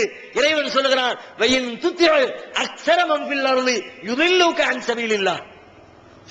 நபியே, இந்த உலகத்தில் அதிகமானவர்களை நீங்கள் பின்பற்ற நினைத்தால், நிறைய பேர் செய்யறாங்கன்னு அவன் செஞ்சக்காண்டி நீனும் செஞ்சா, யுதில்லுக அன் சபீலில்லாஹ், அல்லாஹ்வின் பாதையை விட்டு, அர்த்தமுள்ள பாதையை விட்டு உம்மை அவர்கள் வெளியெடுத்து விடுவார்கள். நிறைய பேர் செஞ்சானா குறைய பேர் செஞ்சானு பார்க்காது. இஸ்லாம் சொல்லுதா, அல்லாஹ் சொன்னானா, தூதர் சொன்னாங்களா பாரு, அது அர்த்தம் உள்ளது. நிறைய பேர் செஞ்சா அதுக்கு அர்த்தம் இருக்குன்னு அதை நீ எடுத்துக்கொள்ள கூடாது. இப்படி பல வழிகளில் அர்த்தமற்ற விஷயங்கள் நம்முடைய சமூகத்திலே நுழைகிறது. ஊருக்கு ஊர் முளைத்திருக்கிற தர்காக்கள் சொல்லி காட்டினாங்க. இறந்தவர் அடக்கம் பண்ணி வச்சுட்டு, அவுலியாக்களே நீங்க தான் எனக்கு பிள்ளைய கொடுக்கணும்னு கேட்கிறீங்களே, அதுக்கு என்ன அர்த்தம்? செத்து போன ஒரு ஆள் உனக்கு பிள்ளை தருவாரா? அவர் என்ன மகப்பேறு மருத்துவரா? மகப்பேறு மருத்துவரா இருந்தாலும் கூட அவருக்கு சுரோடு இருந்தா தானையா டெஸ்ட் எடுப்பாரு, அதை பார்ப்பாரு, இதை பார்ப்பாரு, எல்லாத்தையும் பார்த்துட்டு ஒண்ணுத்துக்கு ஆகாதுன்னா கடைசியில டெஸ்ட் டியூபி பேபிங்கிற லெவல்லையாவது பிள்ளைய கொண்டு வர்றதுக்கு ட்ரை பண்ணுவாரு. எப்பமோ செத்து அடக்கம் பண்ணி மண்ணோடு மண்ணாக முக்கி மக்கி போய் உலகத்தில் இல்லாமல் ஆகிவிட்ட ஒருவரிடம் போய் எப்படி கையேந்துகிறீர்கள்? எப்படி அவரிடத்துல போய் கோரிக்கை வைக்கிறீங்க? இது அர்த்தம் இல்ல, அர்த்தம் உள்ளதா? இஸ்லாத்திலே உள்ளதா? ஏற்றுக்கொள்ளக்கூடியதா? இப்படி ஏராளமான எண்ணற்ற காரியங்கள். மத்தவங்களை பார்த்து காப்பி அடிச்சு கல்யாணம்னு வச்சா கல்யாணத்துக்கு நல்ல நாள் கெட்ட நாள் பாக்குற. உலகத்துல நல்ல நாள் கெட்ட நாள் நாள்ல பேதம் உண்டா? இத்தனாம் தேதி ஹிஜ்ரி 1432ஆம் ஆண்டு ரபியுல் அவ்வல் மாதம் 18ஆம் தேதி அதிகாலை 9:30 10:30 வரை முபாரக்கான வேளையில் நல்ல நேரத்தில் திருமணம் நிச்சயிக்கப்பட்டிருக்கிறது. காடடிக்கிறிய அந்த நேரத்தில் நல்லது மட்டும்தான் நடக்குமா உலகத்துல? உன் கண்ணு முன்னாடி பார்க்கலையா? ஒரே நேரத்தில் உலகத்துல நல்லது நடக்குது, கெட்டது நடக்குது. 9:30 10:30 வரைக்கும் நல்ல நேரம் போட்ட அந்த நேரத்தில் எத்தனை பேர் ஆச்சரியம் ஆனா? உன் வீட்டுல கல்யாணம் நடந்துச்சு, எத்தனை வீட்டுல இளவு விழுந்துச்சு, மௌத்து விழுந்துச்சு. நல்ல நேரமா இருந்தா எல்லாத்துக்கும் நல்ல நடக்கணும்.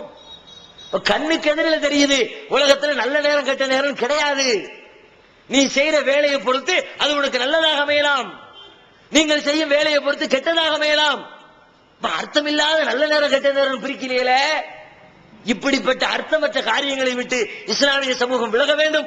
ஒட்டுமொத்த உலகமும் விலகி வர வேண்டும். அர்த்தமுள்ள இஸ்லாத்தை நம்முடைய வாழ்க்கை நெறியாக ஏற்றுக்கொண்டு இந்த உலகிலும் மரணத்திற்கு பிறகு வரக்கூடிய மறுமை வாழ்க்கையிலும் வெற்றி பெறுவதற்கு முயற்சிக்க வேண்டும். எல்லாம் வல்ல இறைவன் நம் அனைவருக்கும் அதற்குரிய நல்லவர்களை தந்தருள் புரிவானாக. அல்லாஹ்